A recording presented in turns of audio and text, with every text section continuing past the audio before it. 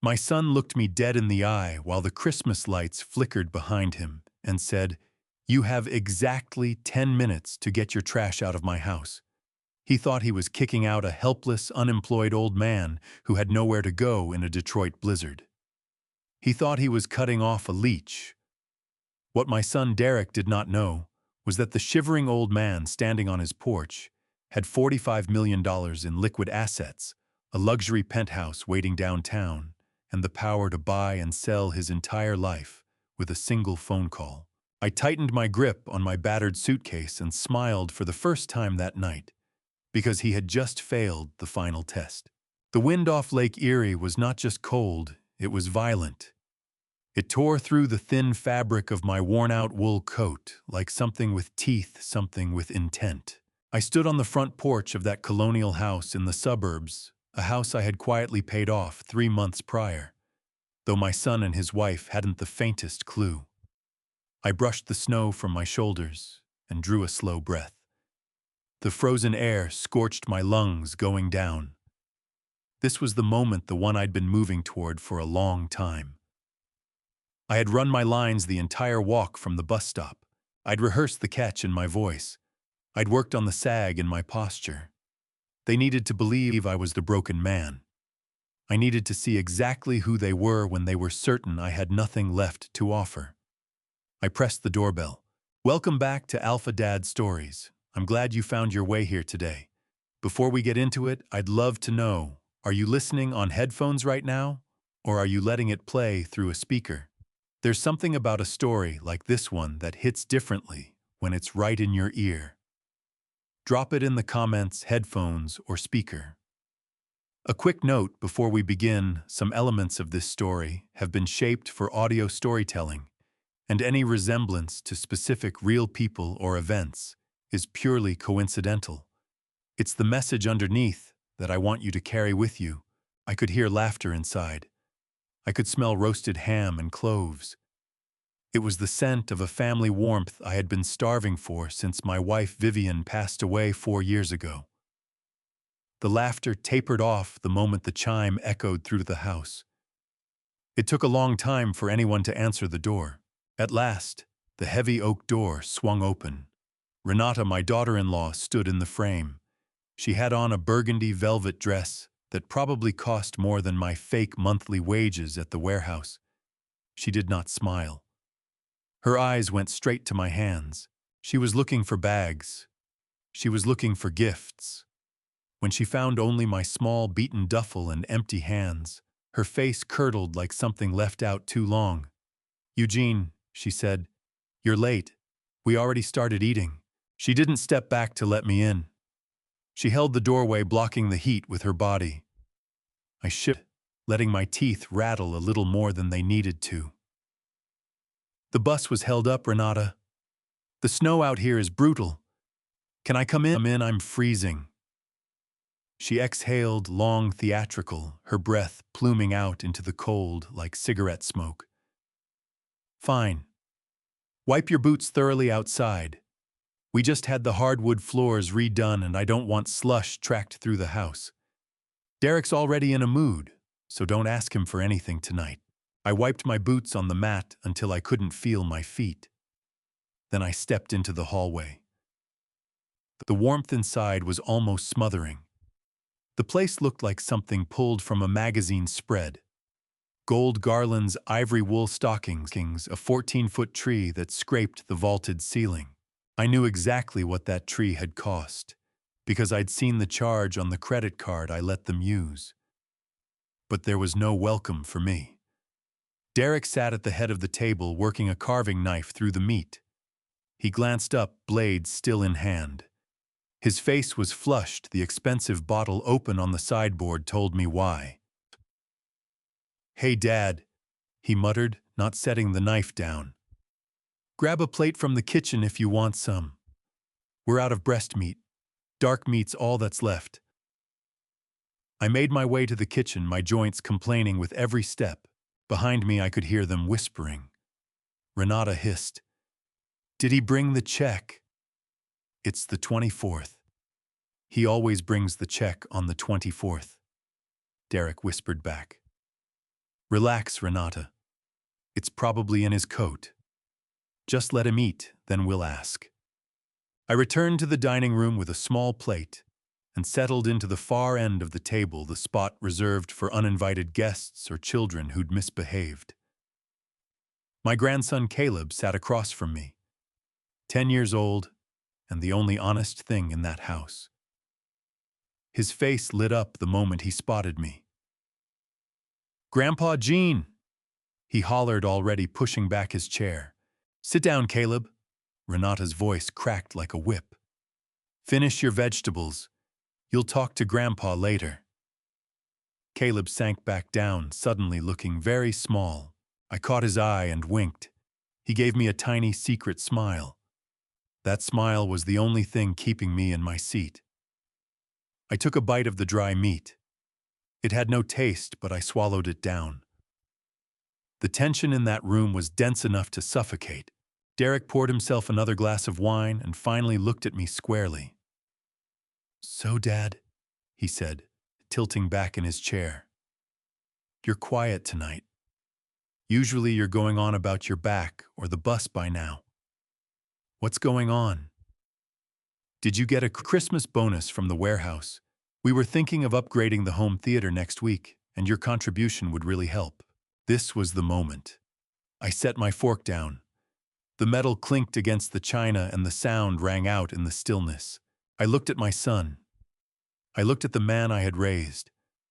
The man I had put through private schools. The man I had shielded from every hard edge the world had to offer. Then I looked at Renata, who was scrolling her phone, barely present. "Shoo, I didn't get a bonus, Derek," I said quietly. Renata stopped scrolling. Her head came up fast. "What do you mean, no bonus? Everyone gets a holiday bonus, even the janitors." I cleared my throat. "It's worse than that. The company Lakeview Supply Coach, and they're downsizing. They cut 40% of the floor staff today." I looked down at my hands, feigning shame. "I lost my job, son. They let me go this afternoon." The silence that followed wasn't shock. It wasn't sympathy. It was the silence of a calculator hitting an error. I watched Derek's face. I waited for him to say, "I'm so sorry, Dad." I waited for him to say, "Don't worry, you've got us." I waited for the son Vivian and I had raised to show himself. Instead, Derek dropped his wine glass onto the table. It didn't shatter, but red wine bled out across the white tablecloth. "Are you kidding me?" he shouted, his face flooding with a dark, ugly red. "You lost your job on Christmas Eve. Are you serious right now?" "Derek, honey, just calm down," Renata said, but her voice had panic sharpening underneath it. She turned to me, eyes narrowing. "Eugene, this has to be some kind of mistake. You have union protection, don't you? You can't just lose your income. How are you going to cover your share of the utilities? How are you going to pay for your room and board?" I let the hurt show on my face. "I was hoping you might help me for a little while. Just until I land something else. I have a bit of savings, but—" "Will I help you?" Derek cut me off, slamming his palm on the table. Caleb flinched and his fork clattered to the floor. "Help you, Dad. Look around you. Does any of this look free? We have expenses, serious expenses. We just put a deposit down on the Park City ski trip. There's the BMW lease. There's Caleb's private school tuition. We are barely keeping our heads above water as it is." I wanted to laugh. I wanted to scream. Barely keeping their heads above water. I had been quietly covering their mortgage, $3,200 a month, for the past 6 months. I'd routed the payments through a shell corporation, so they'd assume it was some banking windfall or grant they'd stumbled into. They never once asked where the money was coming from. They just funneled the extra cash into designer clothes and restaurant dinners. And now, the second my warehouse wages threatened to dry up, they were unraveling. "We can't carry you, Dad," Derek said, his voice dropping cold and flat. We're not a charity. We let you stay here for 6 months because you were pulling your weight. That was the arrangement. If the money stops, you're just dead weight. Renata pressed her napkin to her mouth, as if the whole conversation was making her physically sick. And honestly, Eugene, it isn't only the money, it's the space. We were actually planning to bring this up with you tonight regardless. I need that guest room back. I'm launching a beauty influencer channel, and I need a proper studio. A 68-year-old man coughing through the wall isn't exactly the aesthetic I'm going for. My heart went to stone. You were going to put me out anyway. I asked, my voice barely finding air. Even if I'd kept the job, Derek looked away. He studied the wall, the ceiling, anywhere except his father's face. Look, it's not putting you out. It's more of a transition. You need somewhere that fits your stage of life. Maybe a state facility or one of those senior co-living setups, people your own age, that kind of thing. Your grandpa can stay in my room, Caleb suddenly burst out. He stood up on his chair, his small face flushed and fierce. He can have the top bunk, I don't mind. Please don't make Grandpa leave. Caleb, sit down. Renata's voice went shrill.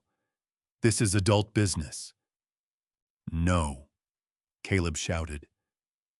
You're being mean. It's Christmas. You can't kick Grandpa out on Christmas. Derek pushed back from the table. He crossed to Caleb, grabbed him by the arm, and yanked him off the chair. That's enough. Go to your room. Now.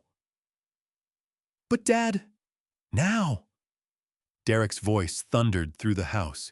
He hauled my screaming grandson out of the dining room. I heard their footsteps on the stairs. A door slammed, then I heard the lock turn. My son locked his own child in a room for trying to show kindness. That was the moment the last thread snapped. That was the moment Eugene, the warehouse worker, died, and Eugene Calloway, the ruthless CEO, woke up. Derek came back downstairs, straightening his cufflinks. His breathing was ragged. He looked at me, and there was nothing behind his eyes. No love, only irritation, only math. You need to go, Dad, he said. Tonight, I asked. It's a blizzard, Derek. The buses stopped running an hour ago. Call an Uber, Renata said, picking at her fingernails. Although I doubt you can afford one now. Maybe you should start walking. There's a shelter downtown. If you hurry, you might get a bed before they lock up. I rose slowly. My legs felt heavy, but my spine felt like forged steel. I looked at the unfinished meat on the table. I looked at the expensive tree. I looked at the two people standing before me, a couple who consumed everything and returned nothing. I'll go, I said. My voice was level. I no longer sounded like a victim, but they were far too wrapped up in themselves to catch the shift in my tone. I grabbed my duffel bag from the hallway where I'd left it. I didn't look back toward the dining room. I crossed to the heavy oak door. Derek followed, not to wish me well, but to make sure I cleared out. He stood there with his hand on the knob. Now don't make this weird, Dad, he said. Just figure it out. You're a grown man. Pull yourself up by your bootstraps. Right. That is what you always taught me. I looked at him one last time. I committed his face to memory. I took in the arrogance in his jaw, the cruelty around his mouth. I wanted to carry a precise picture of what he looked like at the peak of his hubris. Merry Christmas, Derek, I said. He didn't answer.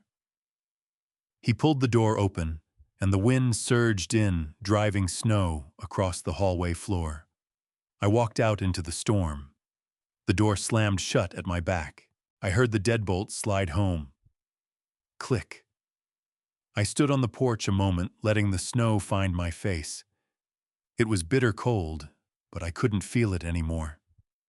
What I felt was a fire building low in my gut. I felt the particular adrenaline of a hostile takeover. I hauled my suitcase down the driveway, plowing through the drifts. I walked past the neighbors' houses with their blinking lights and inflatable Santas. I walked until I turned the corner and the house fell out of sight behind me. I stopped beneath a street lamp. Snow curled around me like a white curtain. I reached into the inner pocket of my coat and drew out a phone, not the cracked, prepaid flip phone I kept on me around Derek and Renata. This was a satellite-encrypted smartphone, titanium and glass. I pressed a single button on the speed dial. One ring. "Yes, Mr. Calloway." A calm, professional voice. It was Leonard, my attorney and right hand for 30 years. "I'm done, Leonard," I said. My voice cut clean through the wind. "The experiment is over." A pause on the other end. "I'm sorry to hear that, sir." "Was it bad?" "It was necessary," I replied. "Bring the car around. I'm on the corner of Elm and 4th. "Yes, sir." "And Leonard, cancel the mortgage transfer. Kill the auto pay on the utilities and freeze the credit cards tonight. Right now." "Understood, sir." His voice didn't waver. "And the portfolio." I looked back in the direction of my son's house. I could almost see the warmth of the windows from where I stood. They were probably raising a glass to their freedom right now. Probably laughing about how simply they'd disposed of the old man. They had no idea the roof above their heads was technically held by a shell company I controlled. They had no idea the groceries in their refrigerator ran on my dividends. "Burn it," I said. "Burn all of it. Start with the liquidity. I want them to feel it by tomorrow morning. Consider it done, Mr. Calloway. The car will be there in 2 minutes." I ended the call. A pair of headlights pierced the darkness at the far end of the street. A long, sleek black Rolls-Royce moved silently over the snow, smooth as a predator cutting through deep water. It drew up to the curb beside me. The driver was out in an instant, umbrella already open, holding it over me against the snow. "Good evening, Mr. Calloway," he said, lifting my battered duffel bag as though it were fine luggage. "We have the penthouse heated to 72 and a bottle of the Dalmore 1972 waiting." I climbed into the back of the car. The leather was warm and carried the smell of success. I sank into the seat as the door closed, sealing out the storm and the noise and the betrayal. As the car moved off, I didn't look back. I was no longer Eugene, the warehouse worker. The wolf was back in charge, and the hunt had just begun. The heavy door of the Rolls-Royce clicked shut, and in an instant, the howling wind of the Detroit blizzard was replaced by a silence so complete it felt like stepping into a vacuum. The air inside wasn't merely warm, it was conditioned, carrying the faint scent of old leather and cedar, a smell that had defined 40 years of my real life before I chose to play this grim game of poverty. I let myself fall back against the hand-stitched leather, exhaling a breath I felt I'd been holding for 6 months. My bones ached. The damp cold from the walk to the bus stop and the grinding weight of standing on my son's porch had worked its way deep into my joints. But the heated seats were already doing their work, pulling the chill out of my body, even if the ice in my chest stayed hard and fixed. Rupert, my driver for over 2 decades, said nothing. He knew better. He raised the privacy partition without being asked, closing me off from the world. I reached for the console on my left. My hands were trembling, not from cold anymore, but from the adrenaline of the severance. I poured a glass of the Dalmore 1972. The amber liquid turned slowly in the crystal tumbler, catching the glow of the street lamps sliding past outside.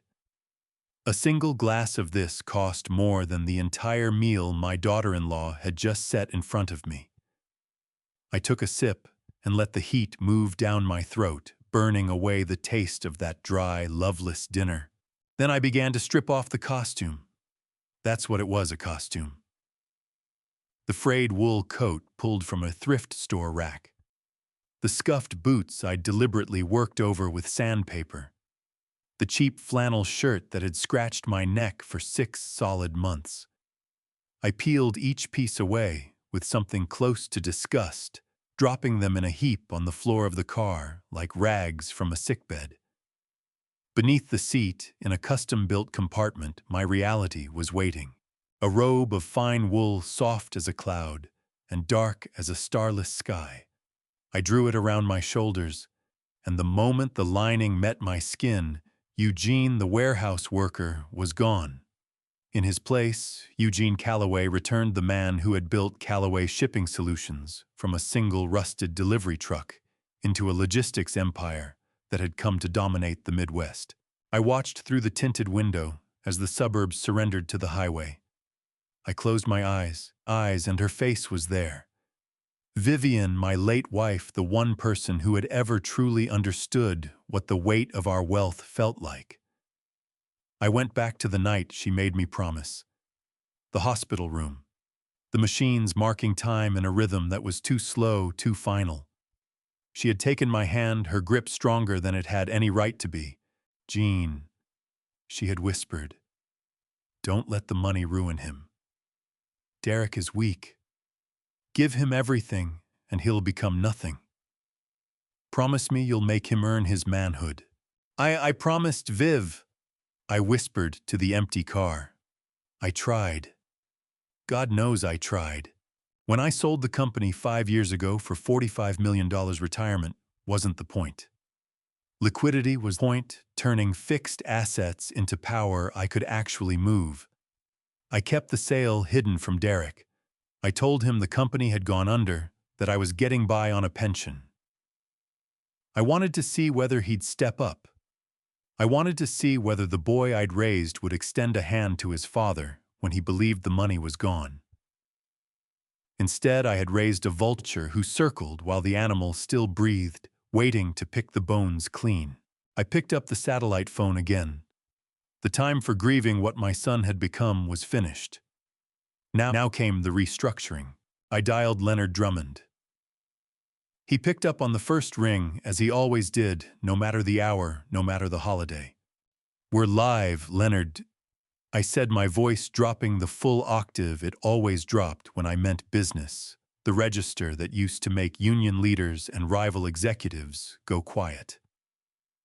"I'm ready, sir," Leonard replied, crisp, efficient, no editorializing, just execution.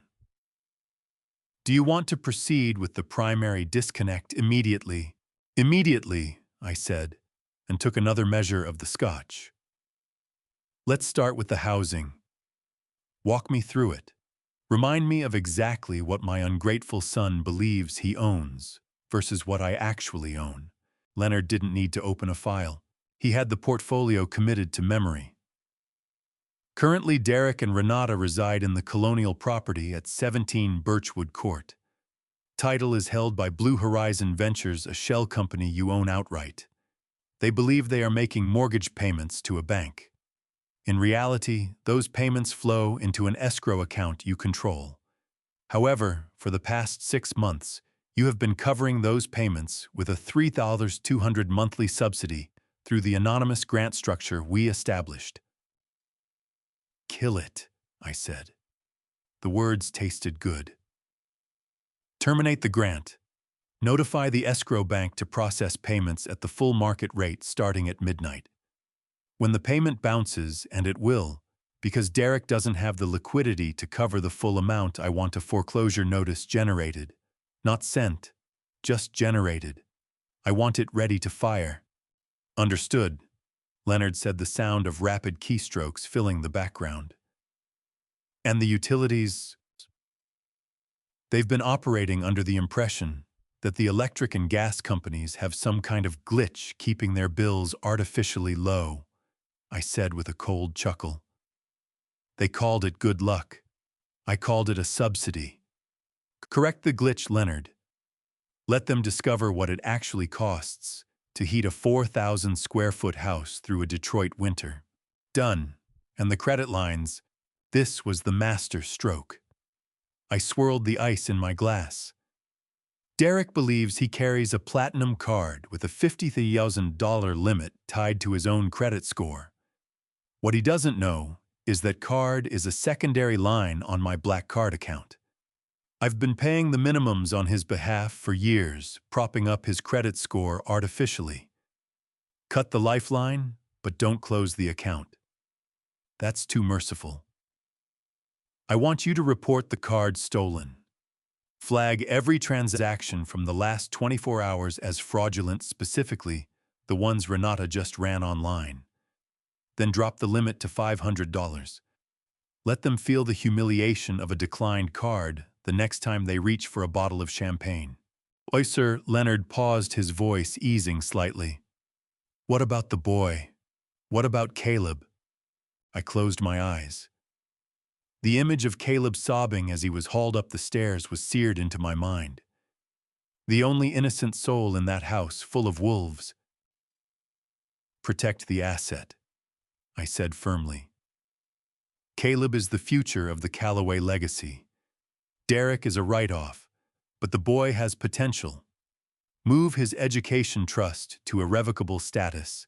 Designate yourself as trustee.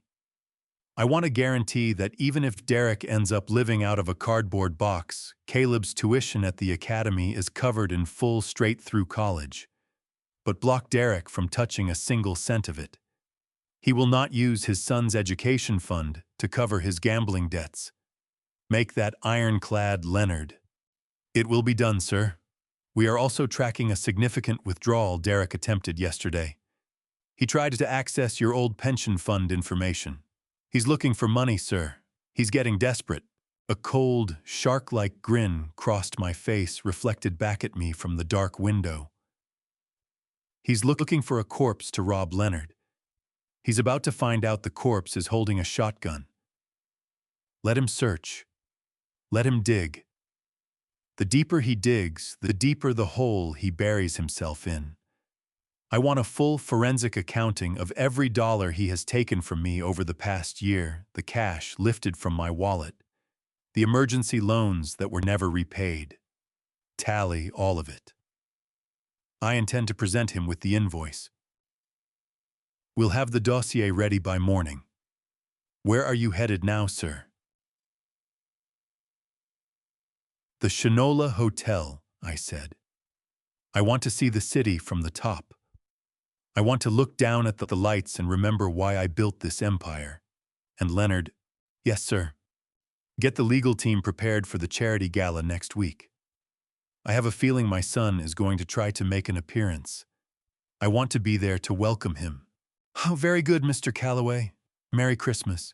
I ended the call and dropped the phone onto the seat beside me. The car was gliding onto Jefferson Avenue.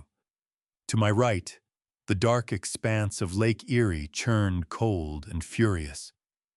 To my left, Detroit's skyline climbed like a fortress hammered from gold and steel. I studied those towers' monuments to ambition and hard, ruthless effort. I belonged here. I did not belong in that soft, suburban sitting room with its petty deceptions and paper-thin egos. I smoothed the lapel of my robe. The transformation was complete. The grieving father had been abandoned back on that snowy porch. The man riding in the Rolls-Royce was the CEO who had crushed rivals, engineered hostile takeovers, and come out the other side of market crashes intact. My son had wanted a war. He had chosen to treat his father as a liability to be thrown away. Fine. He was about to absorb the hardest lesson in business: never underestimate the competition, especially when the competition owns the board you're playing on. Rupert guided the car toward the private entrance of the residences. The garage lights closed around us, swallowing the storm. I took one final sip of the scotch. It tasted like victory. The game had officially begun, and every ace in the deck was in my hand. Derek thought he had thrown me out into the cold. All he had done was cut me loose. And a loose wolf is the most dangerous thing in the forest. The elevator doors parted with a soft, expensive hush, opening onto the foyer of my penthouse at the Shinola Hotel. I stepped out onto the Italian marble floor, my shoes clicking through the vast stillness. This was home. Or at least this was where my mail arrived. 8,000 square feet of glass, steel, and minimalist art worth more than the entire neighborhood my son called home. The air here was different, filtered, scrubbed, clean, held at a constant 70 degrees. It smelled of nothing. It smelled of a vacuum. I moved into the main living area, shrugging off the robe and draping it across a leather armchair that hadn't held anyone in 3 years. The floor-to-ceiling windows laid out a panoramic sweep of Detroit, an ocean of amber and white light spilling into the black void of the lake beyond. It was beautiful. It was breathtaking. And it was the loneliest view I had ever looked at. I walked to the bar and poured a glass of water. My throat was still raw from the scotch and the bitter residue of betrayal. I surveyed the room. A Picasso hung on the far wall, a chaotic tangle of forms that Vivian had adored and I had merely tolerated. Without her, the canvas just looked like wreckage, a mirror of my own fractured family. I had bought this place for us. We were meant to travel to host galas to finally enjoy what 40 years of labor had built. But cancer has no regard for quarterly earnings or diversified portfolios. It took her in 6 months and left me alone in this castle above the clouds. That was why I had gone to Derek. That was why I had put on the costume of a warehouse worker. It wasn't only about testing him. I wanted out of this silence. I wanted the noise of a family dinner, the sound of a television running in the next room, the ordinary irritation of a crowded hallway. I wanted to feel like I was still alive, but tonight, my son had made it unmistakably clear that my presence was an inconvenience to his lifestyle. I settled onto the sofa, the leather cool against my back. The quiet pressed in on all sides. Then a vibration in my pocket cut through it. My personal phone, not the satellite business line, but the iPhone tethered to my primary banking alerts. I pulled it out. The screen lit up with a notification from American Express. Transaction alert. Neiman Marcus online. Amount $3,413. Status pending. I stared at the screen. My heart didn't skip from surprise. It sank with a dull, heavy recognition. In the upheaval of being thrown out, I had left my wallet on the entryway table. It held a secondary black card, one I rarely touched, but carrying a substantial limit. I had left it there deliberately, a half-conscious test. Or perhaps a trap I quietly hoped they wouldn't walk into. They hadn't even let my footsteps go cold. I had been gone less than 45 minutes still, technically in transit, and Renata was already shopping online. She must have found the wallet the moment the door clicked shut. Any decent person would have called and said, "You forgot your wallet, come back." A good person would have set it aside and kept it safe. But Renata wasn't decent. She was hungry. Another buzz. Transaction alert. Saks Fifth Avenue. Amount 200. Item category luxury handbags. She was testing the waters. She'd started with $3,000, watched it clear, and was now pressing her luck. She probably thought I was too senile to notice. Or maybe she figured the card was connected to the company I claimed to work for, and she could run it up before the account was shut down. Or maybe, and this was the darkest thought of all, she simply didn't care. She felt entitled to it. Compensation for the inconvenience of having me at her Christmas table. My thumb hovered over the freeze button on the banking app. It would be so easy. One tap, and the transaction dies. Her screen goes red. The shopping spree ends. I could pull them back from the edge. I could stop this before it became a felony. Grand larceny. Credit card fraud. If I let this run, they weren't just behaving badly, they were crossing into criminal territory. I shut my eyes and wrestled with the ghost of the father I used to be. The father who paid for piano lessons even when Derek refused to sit at the bench. The father who came through when Derek totaled his first car. the father who always cleaned up the mess. If I stopped them now, I'd be protecting them again. But protection is what built this monster. Protection is the reason Derek treats people like disposable tissues. I opened my eyes and stared out at the city lights, cold, indifferent, just like my son. If I intervened tonight, they'd learn nothing. They'd just be furious the free ride was over. They wouldn't grasp the full weight of their own greed. No, a lesson only lands when it's allowed to play out completely. You don't teach a child to respect fire by blowing out the flame every time they reach for it. Sometimes you have to let them feel the burn. Another notification lit up the screen. Transaction alert. Sephora.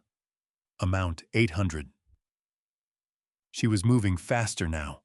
The dopamine rush of spending money that wasn't hers had taken hold. She was drunk on it. I tapped the screen, but not to freeze anything. I went into the account settings and opened the tab marked Daily Spending Limit. It sat at a safety ceiling of $10,000 for suspicious activity monitoring. I wiped the number clean. I typed in $50,000. Update limit.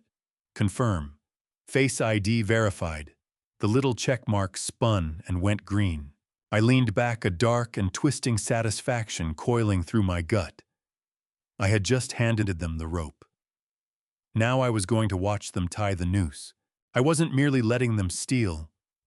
I was clearing the path for them, dismantling the guardrails. I wanted them to feel completely safe.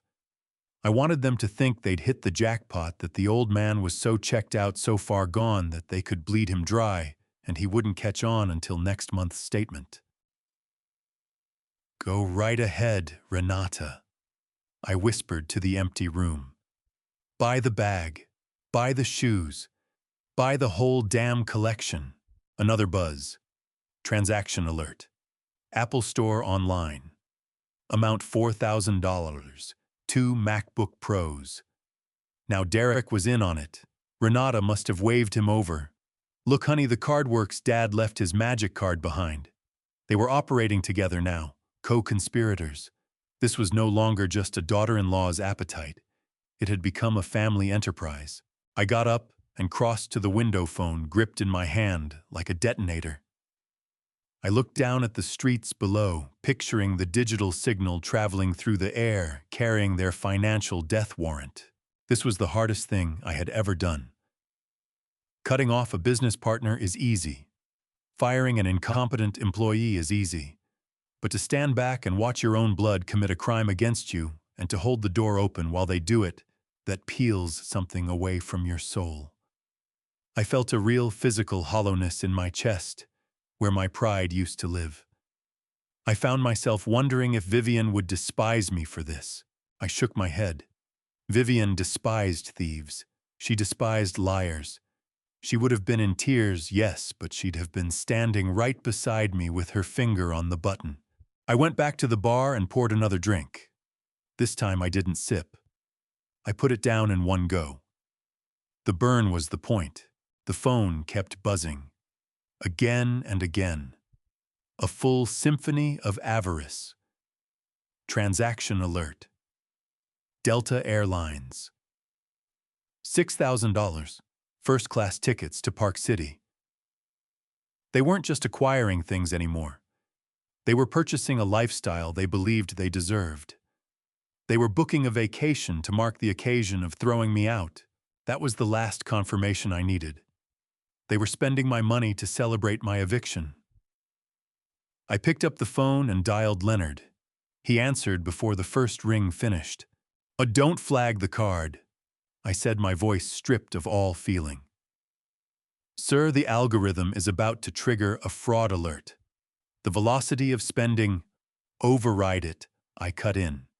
"Call the bank's VIP desk. Tell them it's authorized. Tell them I'm making holiday purchases for my family." A pause. Long and heavy. Leonard understood exactly what I was doing. He grasped the legal exposure. If I authorized the spending, it wasn't technically theft. Not yet. "Sir, if you authorize it, we lose the ability to pursue theft charges later." I caught my own cold, mirthless smile reflected in the dark glass. I'm not authorizing the expenditure, Leonard. I'm directing the bank not to decline the card on suspicion of fraudulent velocity.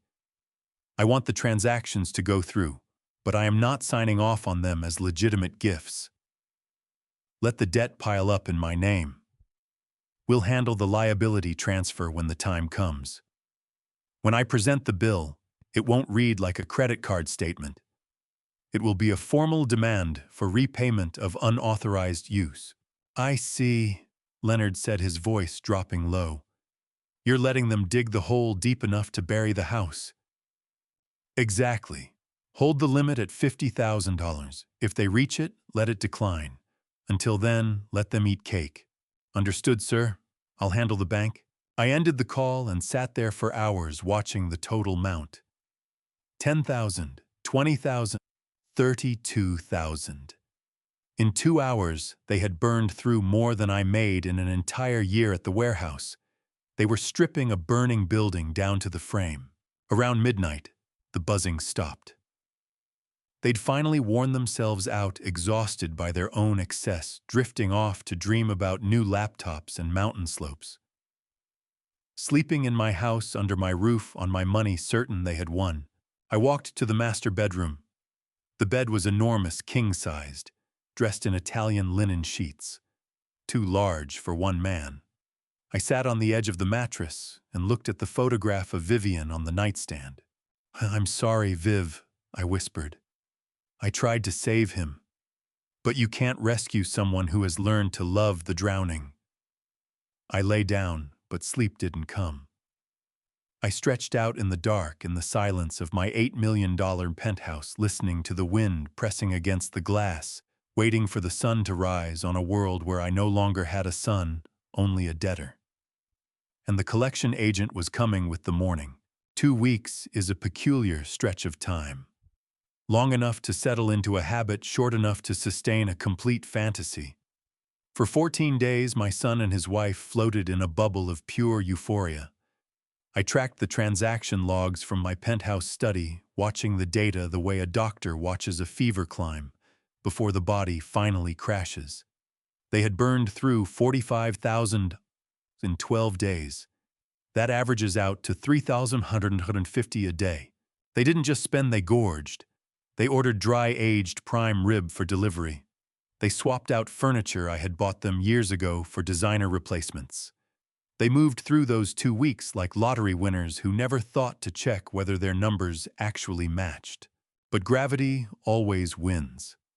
And on the morning of January 7th, gravity arrived in the form of a mailman named Steve. I wasn't there to see it unfold, but I know exactly how that morning went because I wrote the script. It was a Tuesday. The snow had melted to gray slush along the suburban streets. Derek was probably nursing a hangover at the kitchen island, surrounded by Amazon boxes they hadn't gotten around to opening. Likely drinking the expensive coffee Renata had ordered, feeling like the king of everything he surveyed. Then the mail slot clattered. Derek usually let the mail accumulate. Bills were tedious. Bills were for people without means. But this envelope was different. Bright red. Certified. He had to sign for it. I picture his hands trembling slightly, not from dread, but from the residual shake of too much alcohol the night before. He tore into the envelope from the mortgage servicer, probably expecting a routine statement or a boilerplate note about interest rates. What he found was a notice of default. The letter would have been blunt. Dear Mr. Calloway, we are writing to inform you that your mortgage payment of $300 to $200 for the month of January was returned due to insufficient funds. Furthermore, our records indicate that the third-party subsidy program that has covered this account for the past 6 months has been permanently terminated by the garter. You are currently in arrears. The total amount due immediately to avoid the initiation of pre-foreclosure proceedings is $9,600, including late fees and penalties. I can picture the color draining from his face. For 6 months, Derek thought he was charmed. He assumed the bank had fumbled somewhere, or that he'd somehow been enrolled in some magical government relief program he'd never once applied for. He never stopped to wonder why money kept showing up. He never asked why his balance held steady on days he hadn't deposited a single dollar. He simply spent. He must have sat there and stared at that number. 9,600 nos. He didn't have $9,000. He barely had $900. His personal checking account was almost certainly in the red. He'd been bleeding it on delivery tips for Uber Eats orders, counting on the magic to keep refilling it. Panic is a cold thing. It begins deep in the stomach and rises into the throat. Derek grabbed his phone. He opened the banking app. He pulled down to refresh, praying it was just a glitch. Account balance negative $412. The subsidy transfer usually came through on the 5th. It was the 7th. The money wasn't running behind. It was gone.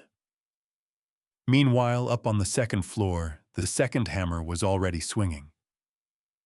Renata lay in bed surrounded by silk pillows, scrolling through a members-only online boutique. Her cart was loaded a vintage Chanel clutch, a pair of Italian leather boots. Total $4,800. She wasn't the least bit worried. Dad's black card, his magic card, had sailed through without a problem for 2 weeks straight. She tapped checkout. She watched the little spinning wheel. In her mind, she was already stepping into those boots at the charity gala next week. Then the screen changed. A hard red banner. Transaction declined. Please contact your card issuer.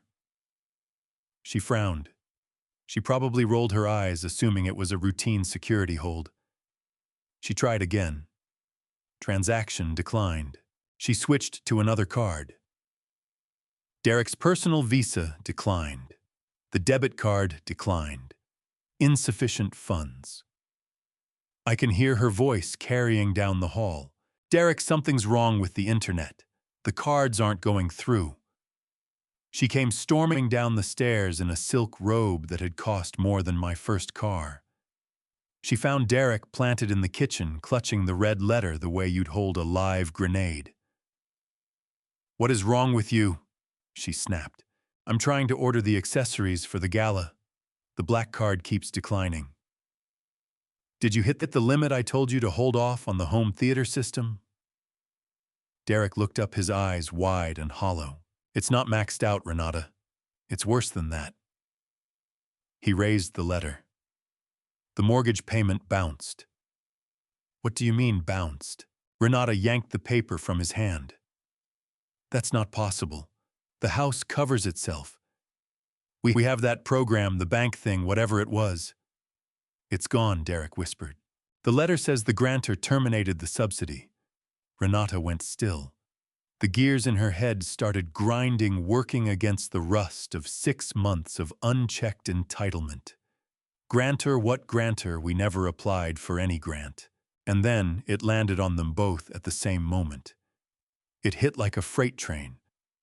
The luck, the bank glitch, the money that kept materializing, it was never luck. It was Dad. Silence fell over the kitchen. The mountain of unopened Amazon boxes didn't look like prizes anymore. They looked like evidence. They looked like debt. They stared at each other, and for the first time in weeks, the arrogance had completely drained away. What replaced it was raw, primal terror. They finally understood they'd been standing on a trap door this whole time, and I had just pulled the lever. Call him. Renata's voice came out as a shriek. The smooth, polished tone had evaporated. What was left was shrill. Call your father. He's the one who did this. He's trying to frighten us. He's throwing a tantrum because we asked him to leave. Derek fumbled with his phone. His fingers were slick with sweat. He found my contact. Dad Mobile. He pressed call. He switched to speaker. They huddled together over the phone on the quartz countertop, listening.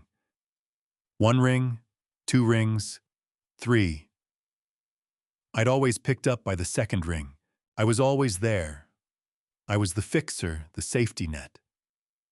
No matter what they said to me or how they treated me, I answered, because my hunger for their connection had made me their servant. 4 rings. 5. Pick up, pick up, pick up.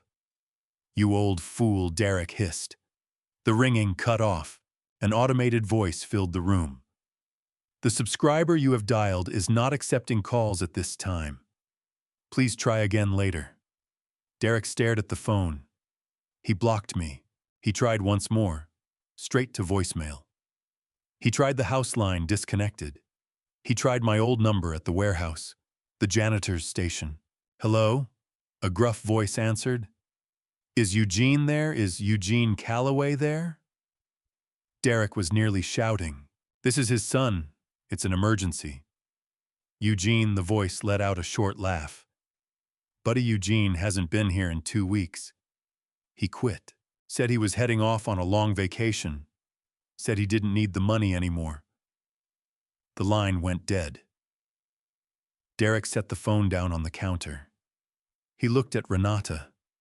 The reality of everything was beginning to settle in like wet concrete.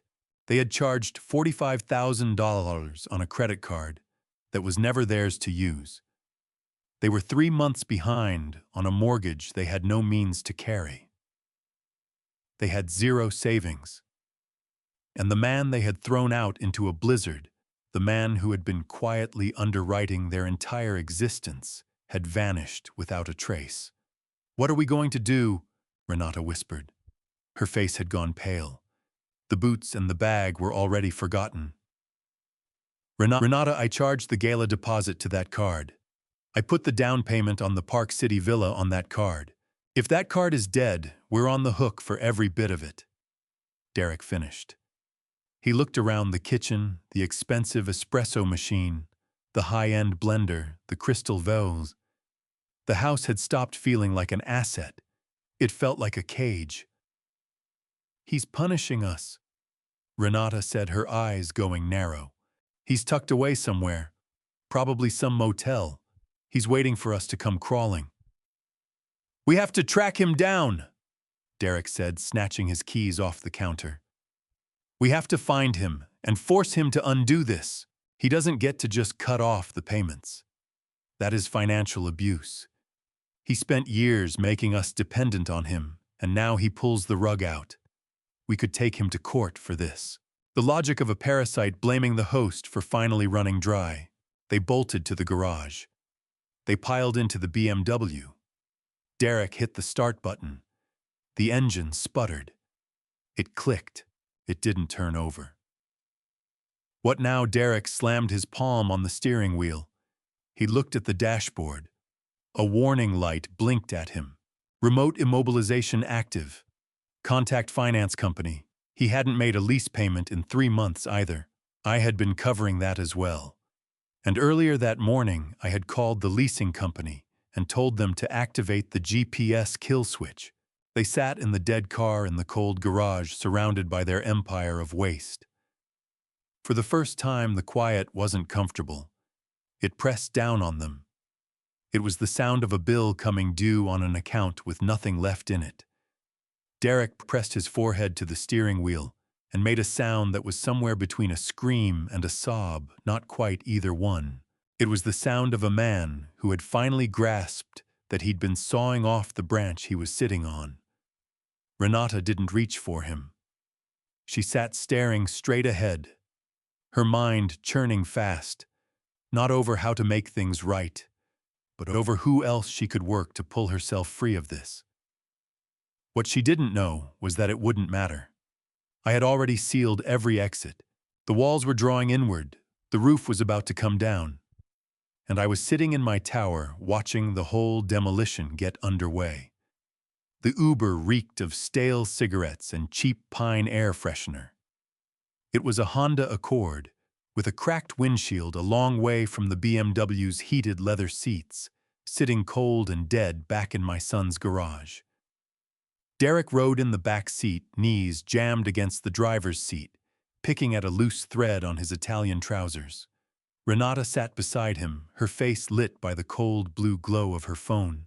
She wasn't scrolling Instagram anymore.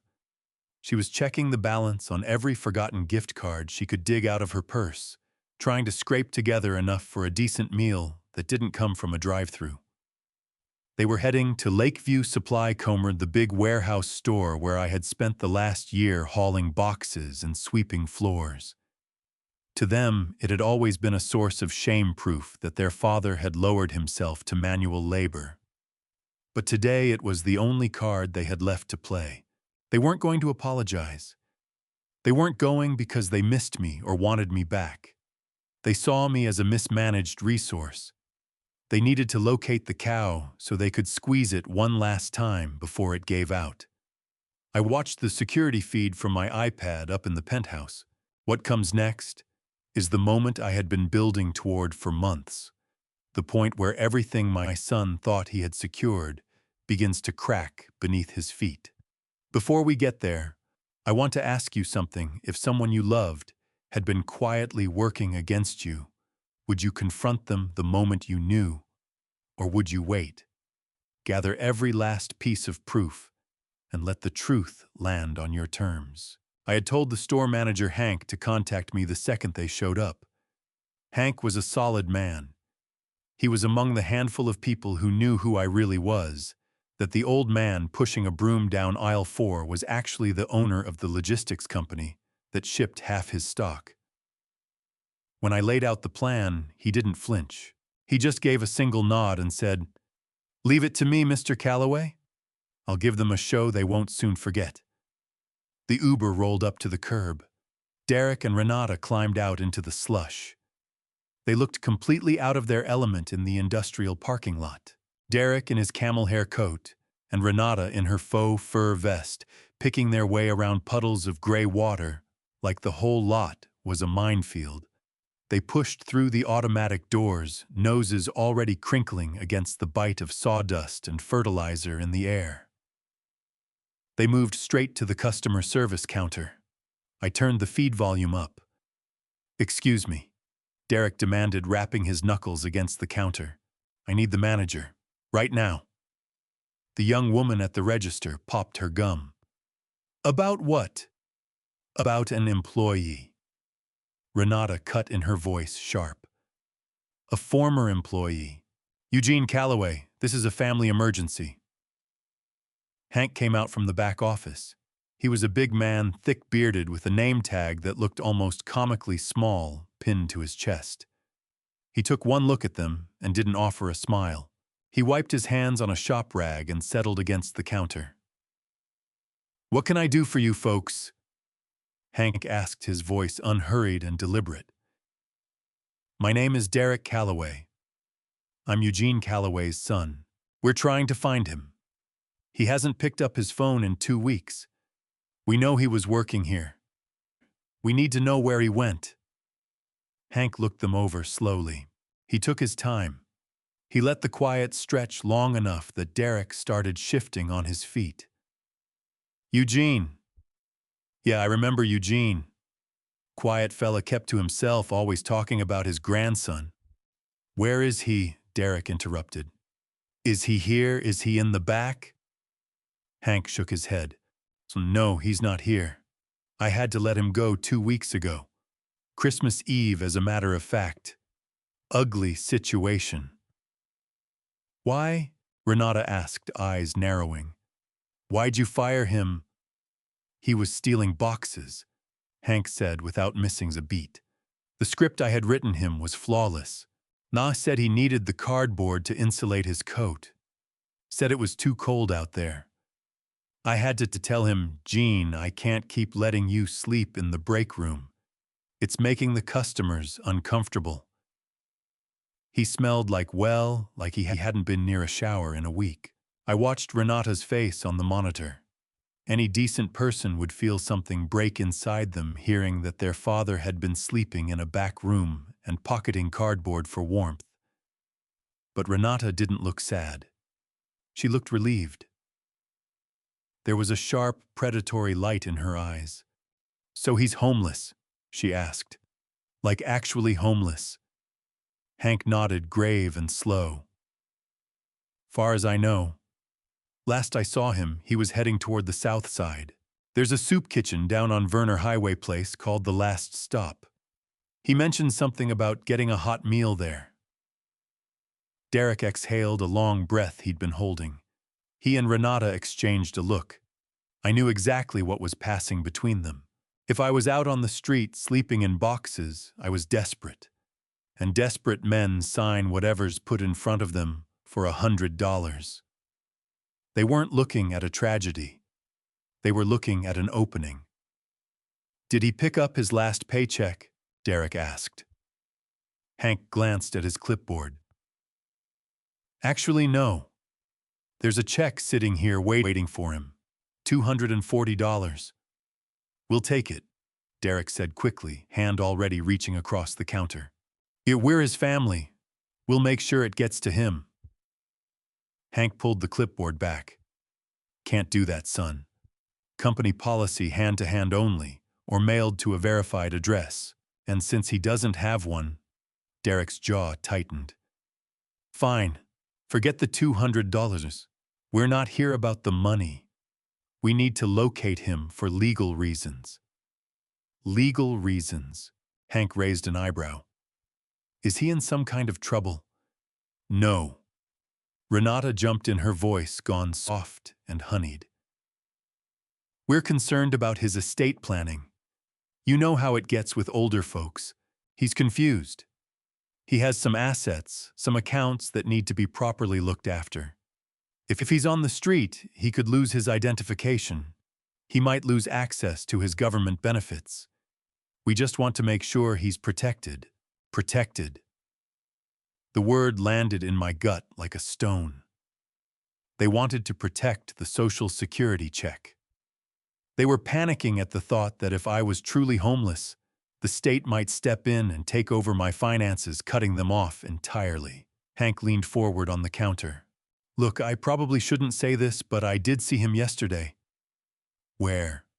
Derek and Renata said at the same time. There's a diner near that soup kitchen, Earl's Diner, back booth, nursing a cup of coffee for 3 hours. He looked rough. He was muttering to himself. Something about losing his family. Something about a betrayal. Derek rolled his eyes. He's senile. He doesn't know what he's saying. Hank shrugged. Maybe so. But if you want to find him, show up around lunchtime. He practically haunts that booth.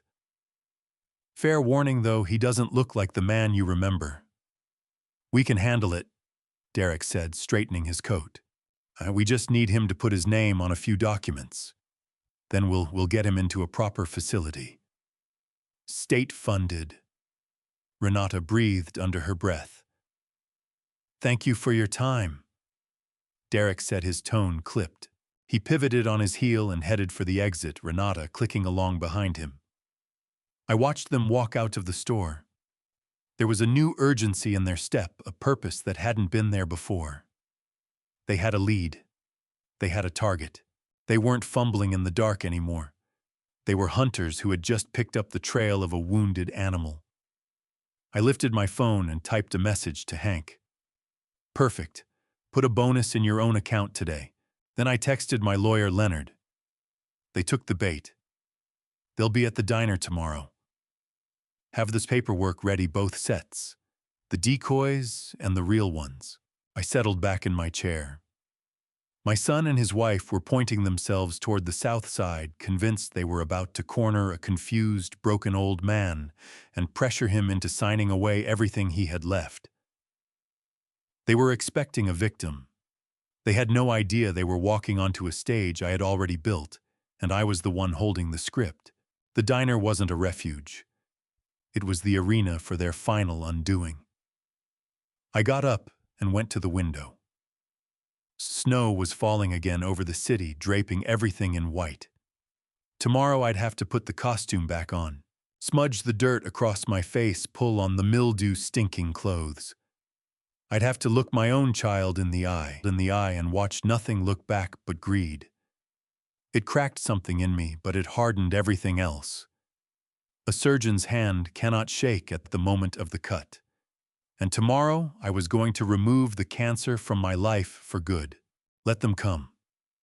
Let them show up with their papers and their pens. I had a pen too, and what I was about to write wouldn't be undone.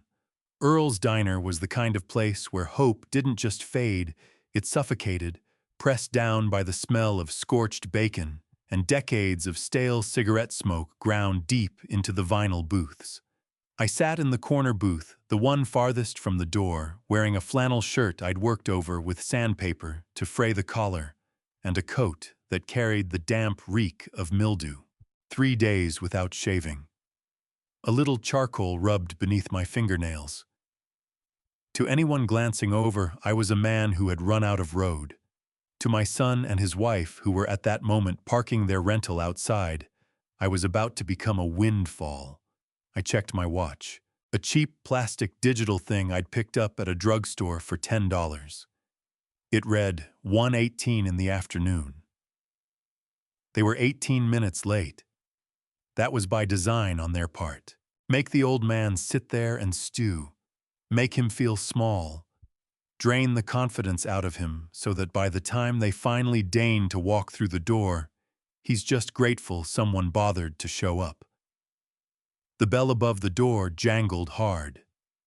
Derek came in first, ducking slightly, as though he were crossing the threshold of somewhere contaminated. He had a wool herringbone scarf wrapped tight around his neck, building a wall between himself and the poverty of the place. Renata came in behind him, her heels snapping against the sticky linoleum. She swept the room with open lips curling as she caught sight of a waitress dragging a gray rag across a nearby table. I let my shoulders cave. I let my jaw go slack. I made my hands tremble as I raised the chipped ceramic mug of lukewarm water to my lips. I was the portrait of a beaten man. They found me. Derek didn't smile. He didn't raise a hand. He just strode over, face locked into a mask of cold resolve, and dropped into the booth across from me without a word. Renata settled in beside him, clutching her designer bag in her lap, as though setting it on the table might contaminate it. "You look awful, Dad," Derek said. That was how he chose to open. Not hello. Not are you all right. Just a jab dressed up as an observation. I've had better days. I rasped, keeping my voice rough and thin. It's bitter out there, Derek. The shelter was full. I didn't have anywhere to go. Renata rolled her eyes. She picked up the laminated menu, clocked the grease smears on it, and set it back down immediately. You didn't have to vanish like some kind of fugitive Eugene. You embarrassed us.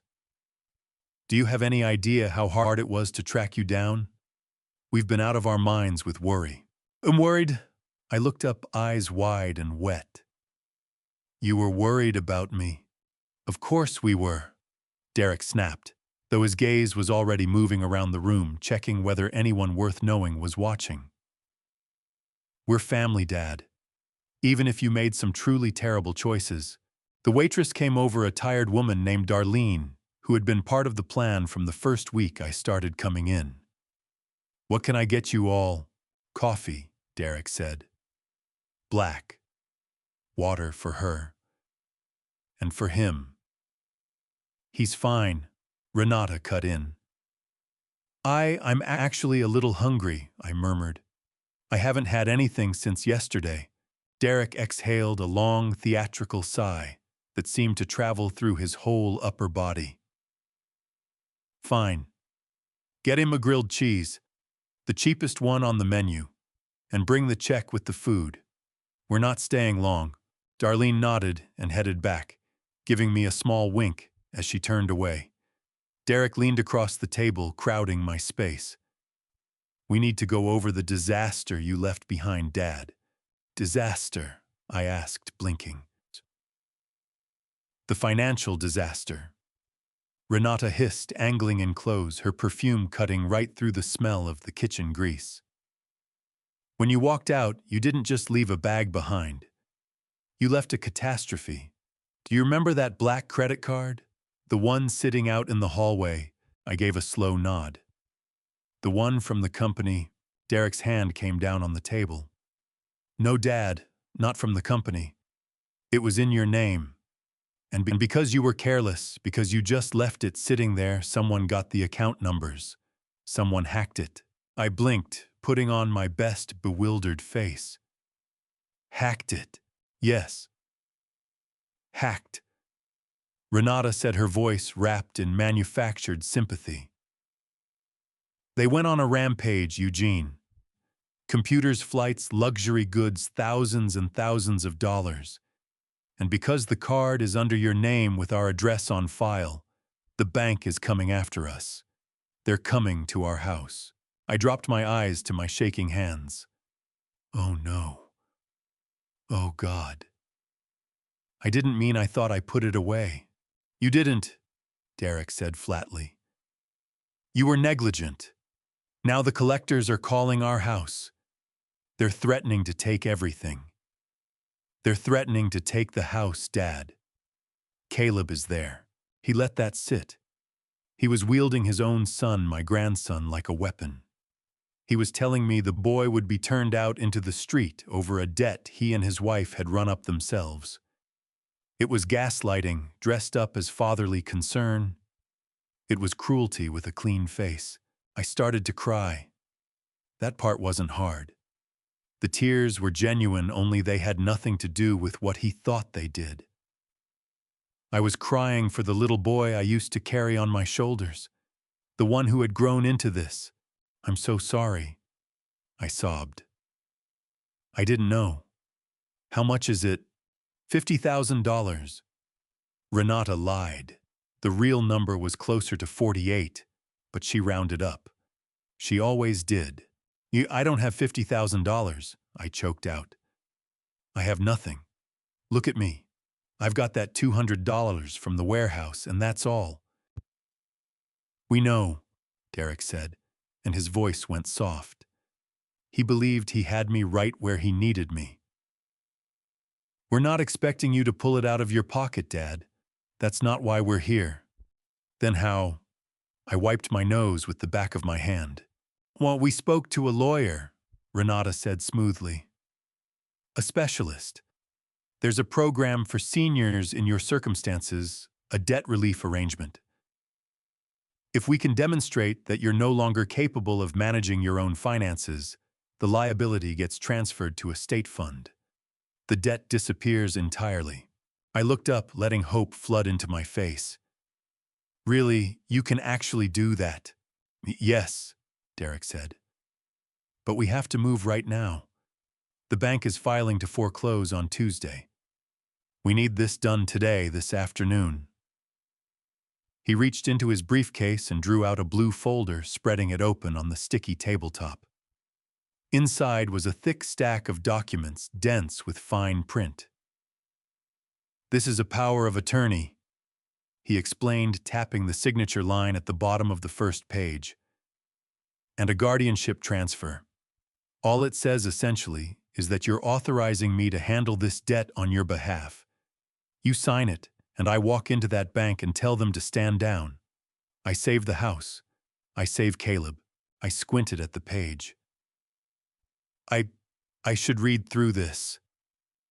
Do I need my glasses? There's no time for that, Dad. Renata snapped, then caught herself and dropped her voice. The notary is waiting on us. If this isn't signed in the next 10 minutes, we miss the court filing window. Do you want us to lose the house? Do you want Caleb sleeping rough the way you have been? No, I whispered. No, please. Then sign it. Derek pressed a heavy gold-plated pen into my hand. Right where the sticker is. We'll handle everything from there. We'll take care of you. I held the pen. My hand shook, and not entirely for show.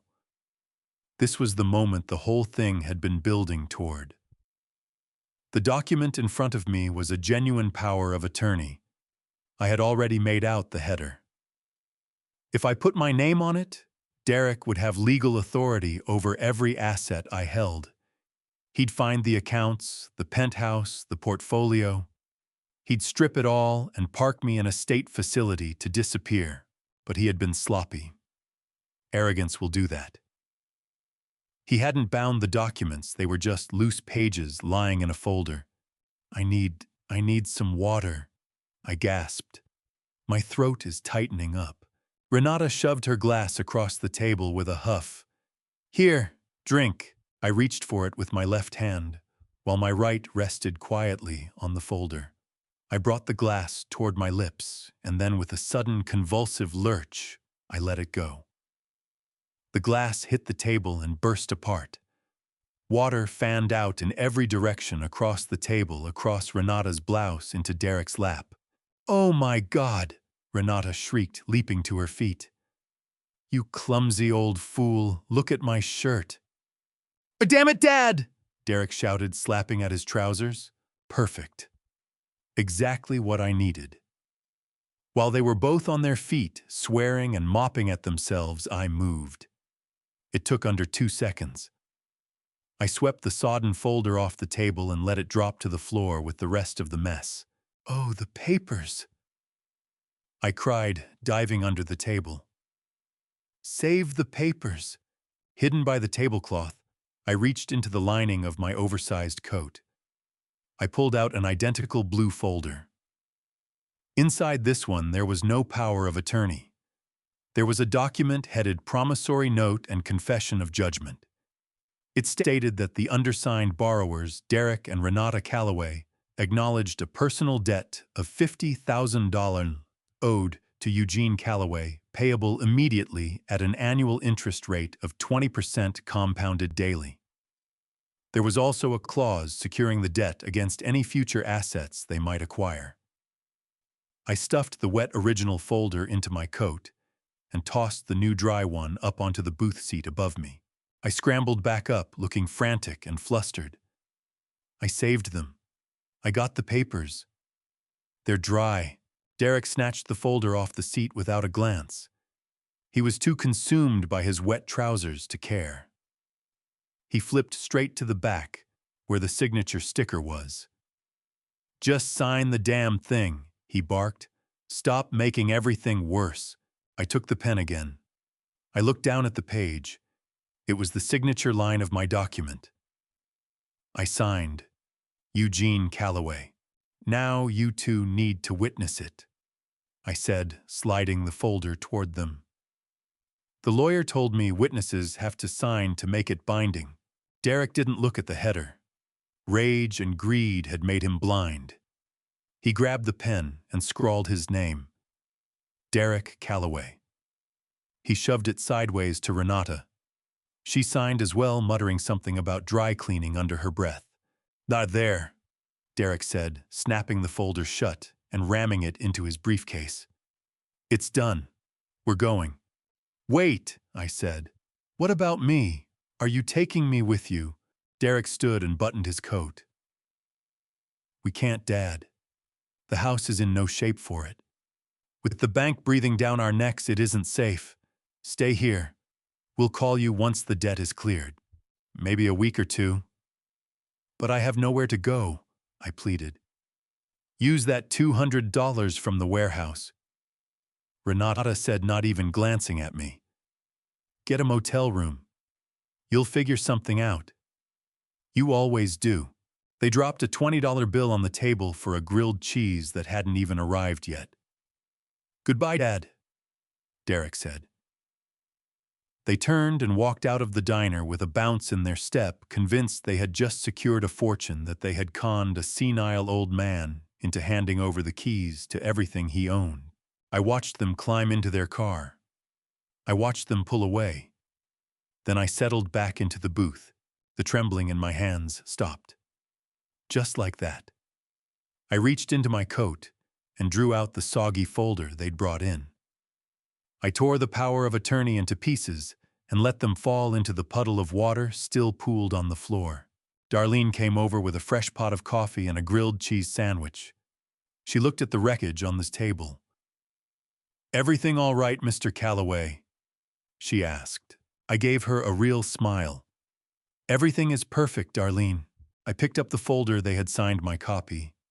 The one I'd swapped in was already safe in my lawyer's office, but having their fresh signatures on this duplicate was a fine addition to the file. They just admitted to the debt, I said, taking a bite of the sandwich, and they signed a confession of judgment. You know what that means, Darlene? She shook her head. No, sir. It means they've legally acknowledged they owe me $50,000 and surrendered their right to challenge it at trial. I can start garnishing their wages as early as tomorrow. I took a long sip of the coffee. It wasn't the Dalmore 1972, but it tasted every bit as good. Can I get you anything else? Darlene asked. Yes, I said, pulling out my titanium smartphone. I want to order a forensic audit. I paused. And Darlene, keep the change from that $20. My treat. I called Leonard. Did they sign?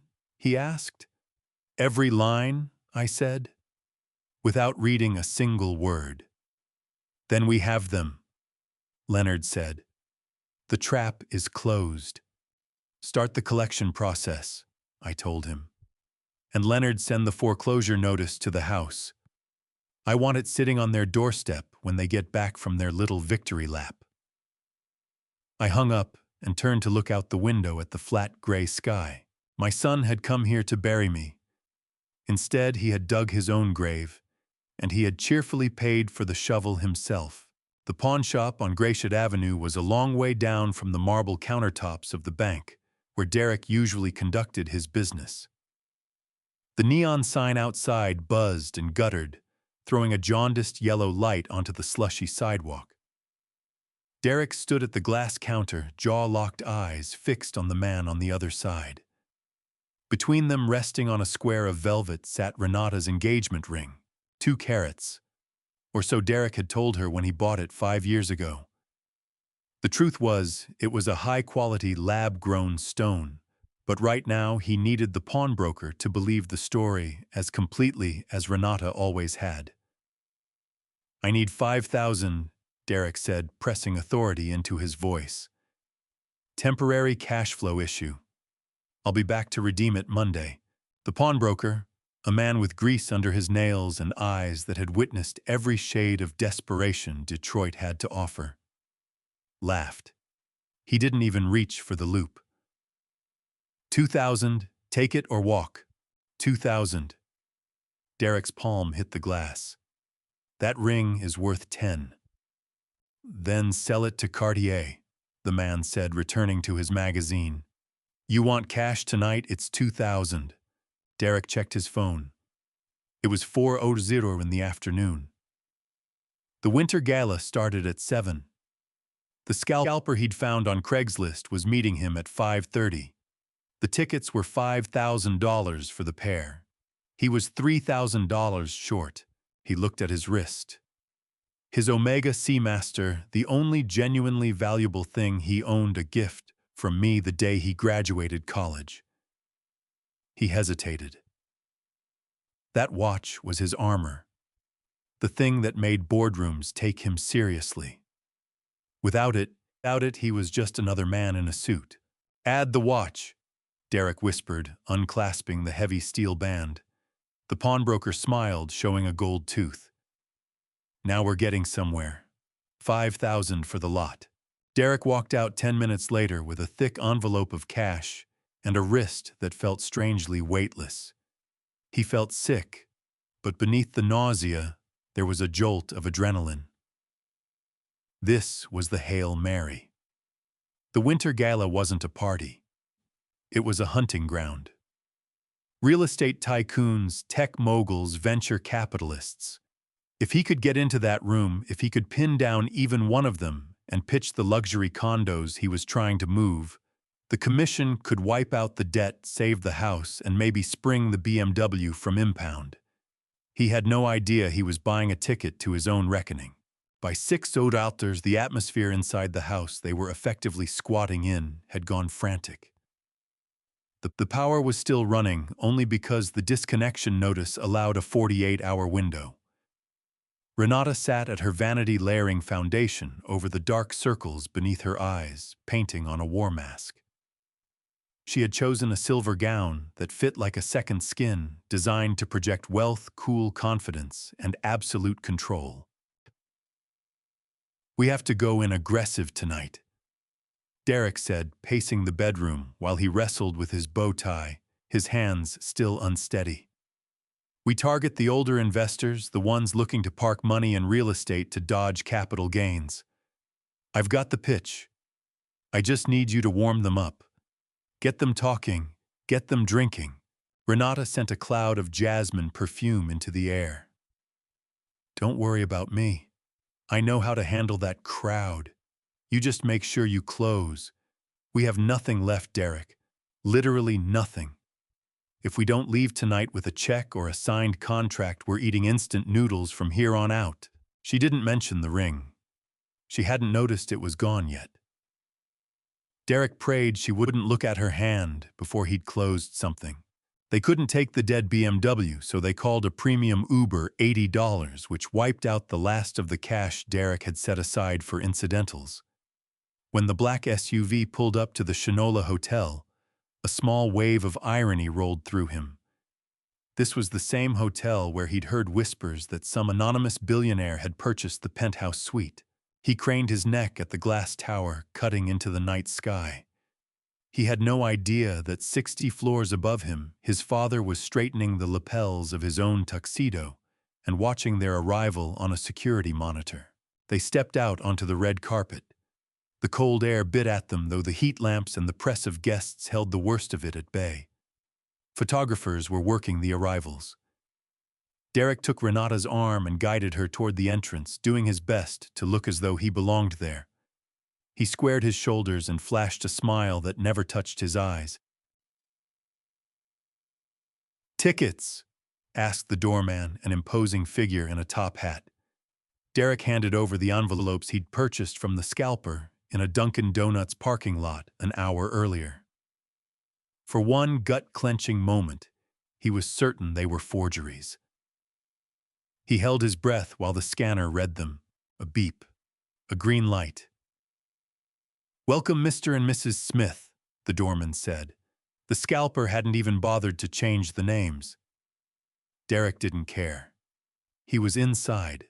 The ballroom was awash of gold and crystal. Chandeliers the size of compact cars hung overhead, bathing the crowd in warm, flattering light. A live orchestra played waltzes from a corner stage. White-gloved waiters moved through the guests carrying trays of champagne and caviar. The whole room smelled of money-expensive cologne, aged leather, and the particular scent of opportunity. Derek lifted 2 glasses of champagne from a passing tray and drained one on the spot. He needed it.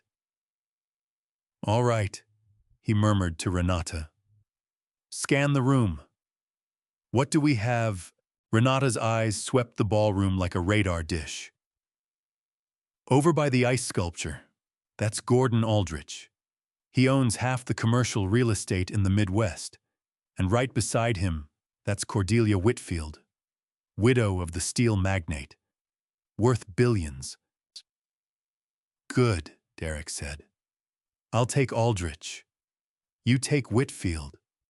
And remember, we are not desperate. We are successful people scouting the right partner for an exclusive opportunity." They split apart and slipped into the crowd, moving like sharks into open water. I watched them from the mezzanine tucked back in the shadows of the VIP balcony. From up here, they looked pitiful. They were working so hard to project power, but every movement was slightly off, the smiles stretched a beat too wide. The laughter pitched a note too loud. The whole performance jangling with a frequency only a room full of apex predators could detect. Fear is blood in the water. And these two were bleeding. I watched Derek make his approach to Mr. Aldrich. Gordon was an old friend. I had called him earlier in the week. "My son is going to come at you tonight," I told him. "He'll try to sell you into a condo development that's currently sitting in litigation. Play along. Let him believe he's got you." I watched Derek work hands moving, tracing imaginary blueprints in the air. Gordon sipped his drink and nodded with the studied politeness of a man who could buy the building they were standing in. Derek's face lit up. In his mind, he was already counting the commission. Across the room, Renata had cornered Cordelia Whitfield. Cordelia was 80 years old and sharper than a tack. She was listening to Renata chatter about charitable foundations and fashion, nodding at measured intervals.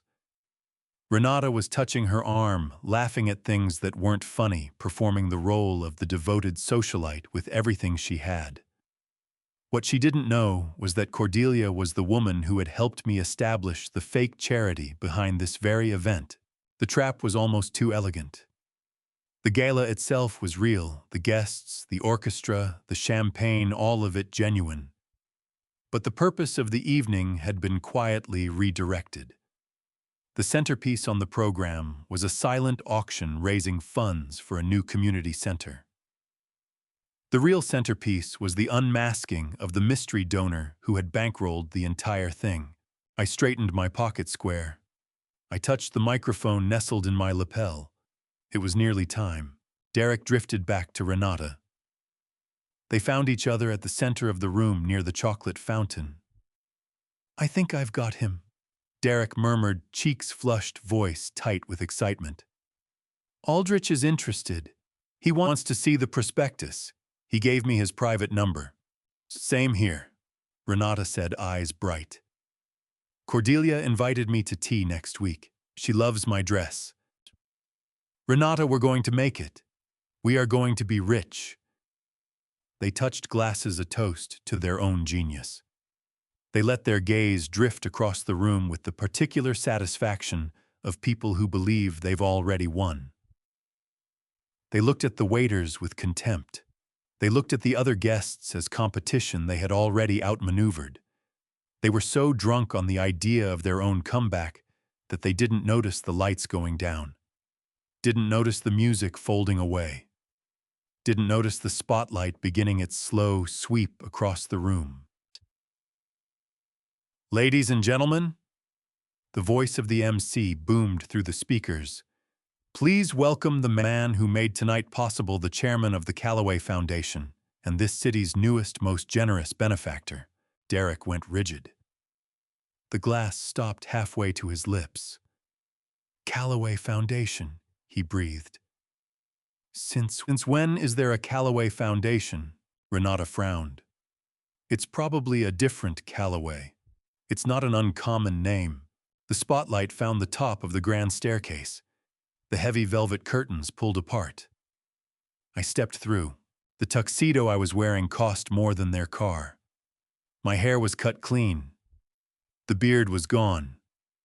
I stood with my shoulders squared, the bearing of a man who does not ask permission when he enters a room. I let my gaze travel slowly across the sea of upturned faces until it landed on them. Derek dropped his glass. It hit the marble and shattered the sound, cutting through the hush like a pistol shot. Champagne splashed across Renata's silver gown, but she didn't flinch this time. She couldn't move. She couldn't breathe. They stared up at me. They stared at the father they had put out in the snow. They stared at the broken old man they had tried to maneuver into, signing away everything he owned. They stared at a ghost they had been certain was already buried. And as I began to descend the stairs, the expression on my face was not the smile of a father glad to see his children. It was the smile of the landlord arriving to settle the account. The account was very much past due. The hunting ground had become a slaughterhouse, and they were the only cattle in it. The grand ballroom of the Shinola Hotel had a particular way with sound. The clink of crystal, the low murmur of billion-dollar conversations, and the long, sweeping phrases of the string quartet, all absorbed into the heavy curtains and deep carpeting, producing an atmosphere of hushed, almost suffocating exclusivity. From my seat in the private mezzanine box, screened behind a panel of gilded latticework, I surveyed the ecosystem below. It was a tank of apex predators, men and women, who moved with the unhurried confidence of people who owned the water they swam in. And then there were the bottom feeders. I zoomed the camera on my tablet and found my son. Derek and Renata were standing near the ice sculpture of a swan looking like two deer who had wandered onto a rifle range. The effort they were putting in was painful to see. Derek kept tugging at the collar of his rented tuxedo, which pulled too tight across the shoulders. Renata held her champagne glass at the wrong height. Her smile lacquered and brittle as she hunted the room for a target. They gave off something every person in that ballroom could smell except themselves. The scent of fresh debt wearing the costume of old money. I watched Derek move toward a cluster of real estate developers. I knew those men. They were the kind of sharks who would dismantle my son purely for the exercise. I saw Derek extend his hand. I clocked the barely there pause before the other man accepted it. I watched Derek laugh too loudly at something that wasn't funny. He was pitching. The frantic chopping gesture of his hands gave it away entirely. He was trying to sell a dream he no longer held any claim to, trading on a status he had already forfeited. The men heard him out, with the polished tolerance of people waiting for something better to come along, their eyes drifting past his shoulder. Then, inside of a minute, they closed the circle. Derek was left outside it, hands still hovering at half-mast, the rejection settling across his face in a slow tide. He retreated to Renata, who had fared no better. She had tried to compliment a senator's wife on her necklace, and received a glacial smile and a murmured thanks before the woman simply turned away. They pulled close together and whispered urgently. I could reconstruct the conversation without hearing it. They were blaming the room. They were blaming the culture of the crowd. They were telling each other that these people were simply snobs, with no awareness that the only reason they had made it past the door was because I had instructed the security team to let their black market tickets raid green. Then they spotted him. Leonard Drummond. My lawyer was holding court near the center of the room, commanding space the way he always did. Leonard was a legend in Detroit. He didn't merely know where the bodies were buried, he had personally selected the locations for half of them. To Derek and Renata, Leonard Drummond was the holy grail. If they could get him to take them on, or even just acknowledge them publicly, it would be a lifeline. They had no idea he was the architect of everything closing in on them. They had no idea he was wearing a wire that fed directly into my earpiece. I watched them both straighten. They adjusted their clothes with quick, nervous hands. Then they marched toward Leonard like soldiers going over the parapet. "Mr. Drummond!" Derek called out, his voice cracking slightly on the second syllable. Leonard turned, unhurried, mineral water in hand. He looked at Derek with the expression of a man who has just noticed an unfamiliar stain on a good jacket. "Derek Calloway," my son said, hand outstretched again. "We've met, or I know your work. Extraordinary work. I'm in real estate, high-end development."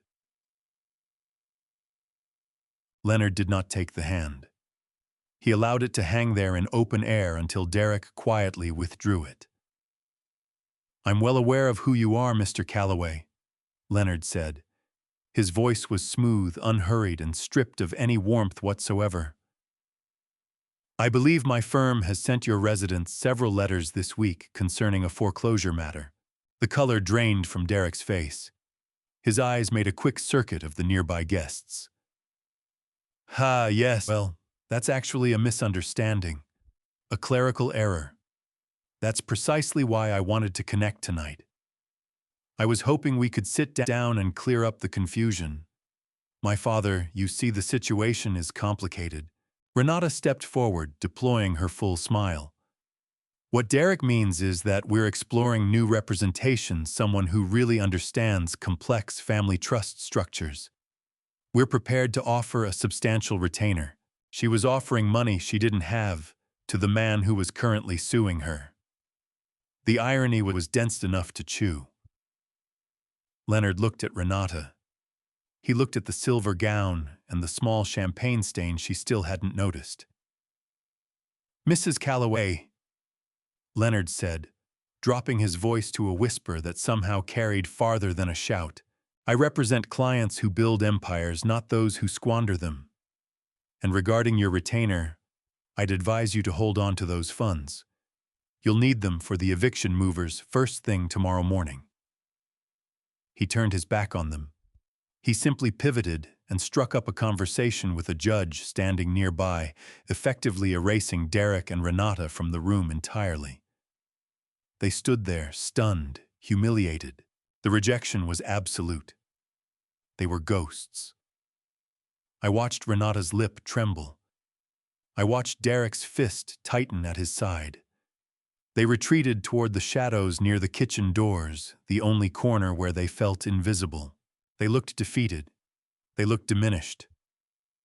This was the moment. The stage was set. The players were in position. The house lights dropped.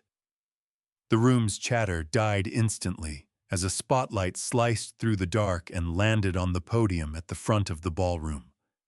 The orchestra went quiet. The master of ceremonies, a well-known news anchor, stepped up to the microphone. "Ladies and gentlemen," he announced, his voice filling the room. "Tonight is a night of celebration. We have raised over $2 million for the city's homeless initiative. But we have a surprise, a special announcement concerning the future of this foundation." Up in the mezzanine, I rose to my feet. I fastened my tuxedo jacket. I caught my reflection in the glass. The man staring back wasn't the broken father. He wasn't the warehouse worker. He was the Titan. For years, the MC went on his voice climbing. With theatrical flourish, the Calloway Foundation has been a quiet pillar of this community. But tonight, the chairman has chosen to step out of the shadows. He has chosen to personally lead the charge against poverty and neglect in our city. Down on the floor, I saw Derek straighten. He heard the name Calloway. He grabbed Renata's arm.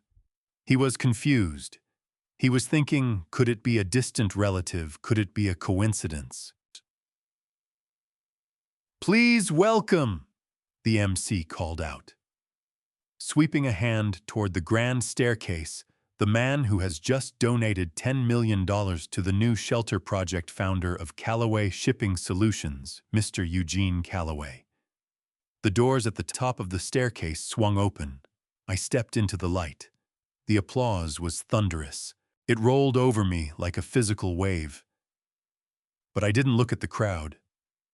I didn't look at the cameras going off like lightning. I fixed my gaze on one spot at the back of the room. I looked at my son. The reaction was visceral. Derek dropped his champagne glass. It struck the marble floor and shattered, the sound swallowed by the applause. His jaw came unhinged.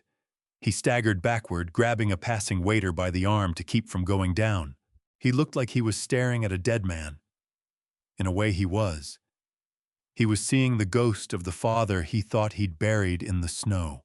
Renata screamed a silent scream, her hand flying up to cover her mouth, her eyes blown wide. She shook her head violently, mouthing the word "no" over and over. "No, no, it can't be." I began to descend the stairs. Every step was a sentence in the judgment I was delivering. I walked slowly, drinking in their terror. I watched the realization land on them like physical blows. The money, the house, the grantor, the mysterious billionaire. It was me. It had always been me. I reached the bottom of the staircase. The crowd parted, opening a path straight to the center of the room. I moved with the ease of a man returning to what was rightfully his. I stopped at the microphone. I let the applause run out. I waited until the silence was complete. Thank you," I said, my voice carried by the speakers into every corner of the ballroom. I looked directly at Derek. He was paralyzed. He was shaking so badly his knees were knocking. He was pinned in the beam of my gaze, exposed before the entire city. "I stand here tonight." I continued, never breaking eye contact, not as a businessman, but as a father who has learned a very expensive lesson. We tend to think our legacy lives in whatever we leave behind in our accounts. But I've come to understand that true legacy is about character. And sometimes to build character, you have to tear out the rot. The room was perfectly still. They assumed I was speaking in metaphors. But Derek knew.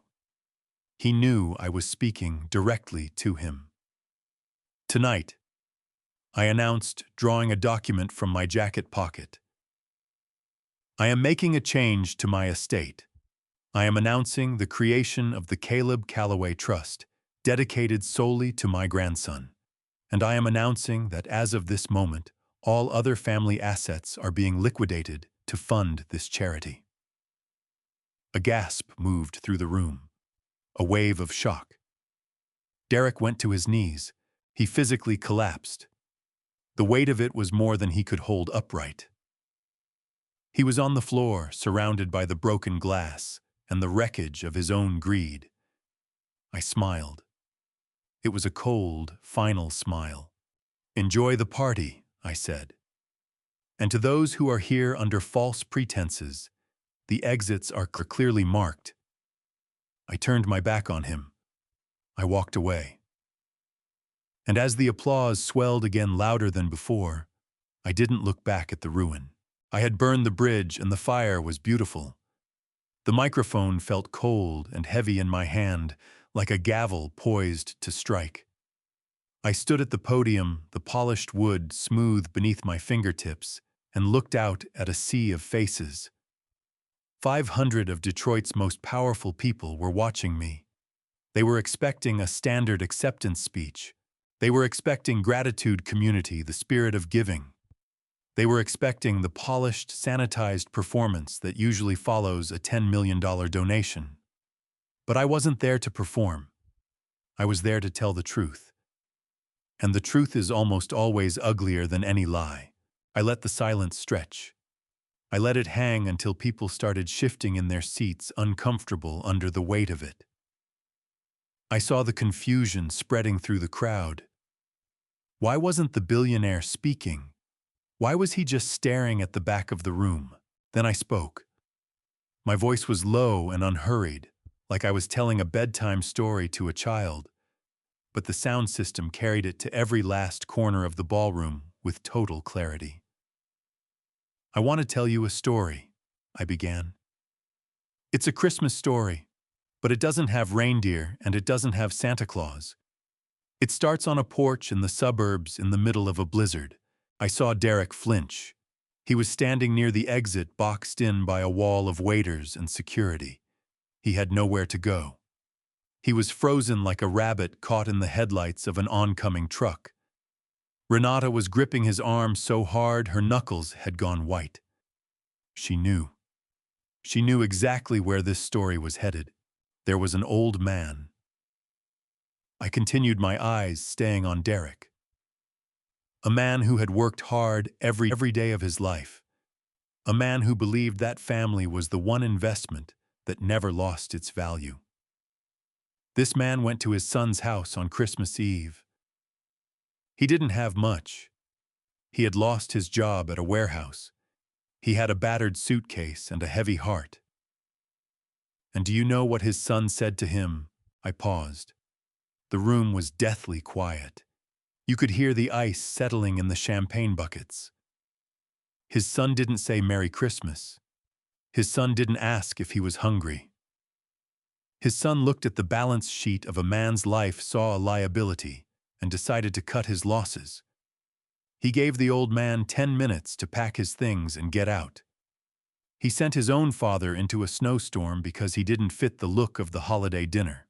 A murmur moved through the crowd. I could see the shock on the faces of the socialites in the front row. They leaned toward each other. Who is he talking about? Is this a metaphor? I moved closer to the microphone. My voice went hard. It wasn't a metaphor. It happened 2 weeks ago. And the son who did that, the son who chose money over blood, is standing in this room right now. The collective gasp was audible.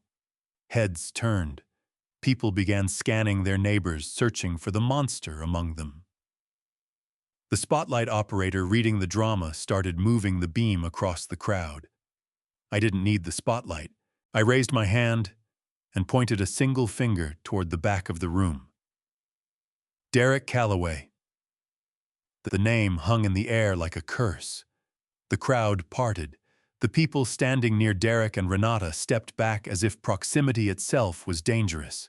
Suddenly my son and his wife were alone on an island, lit up by the harsh glare of every eye in the room.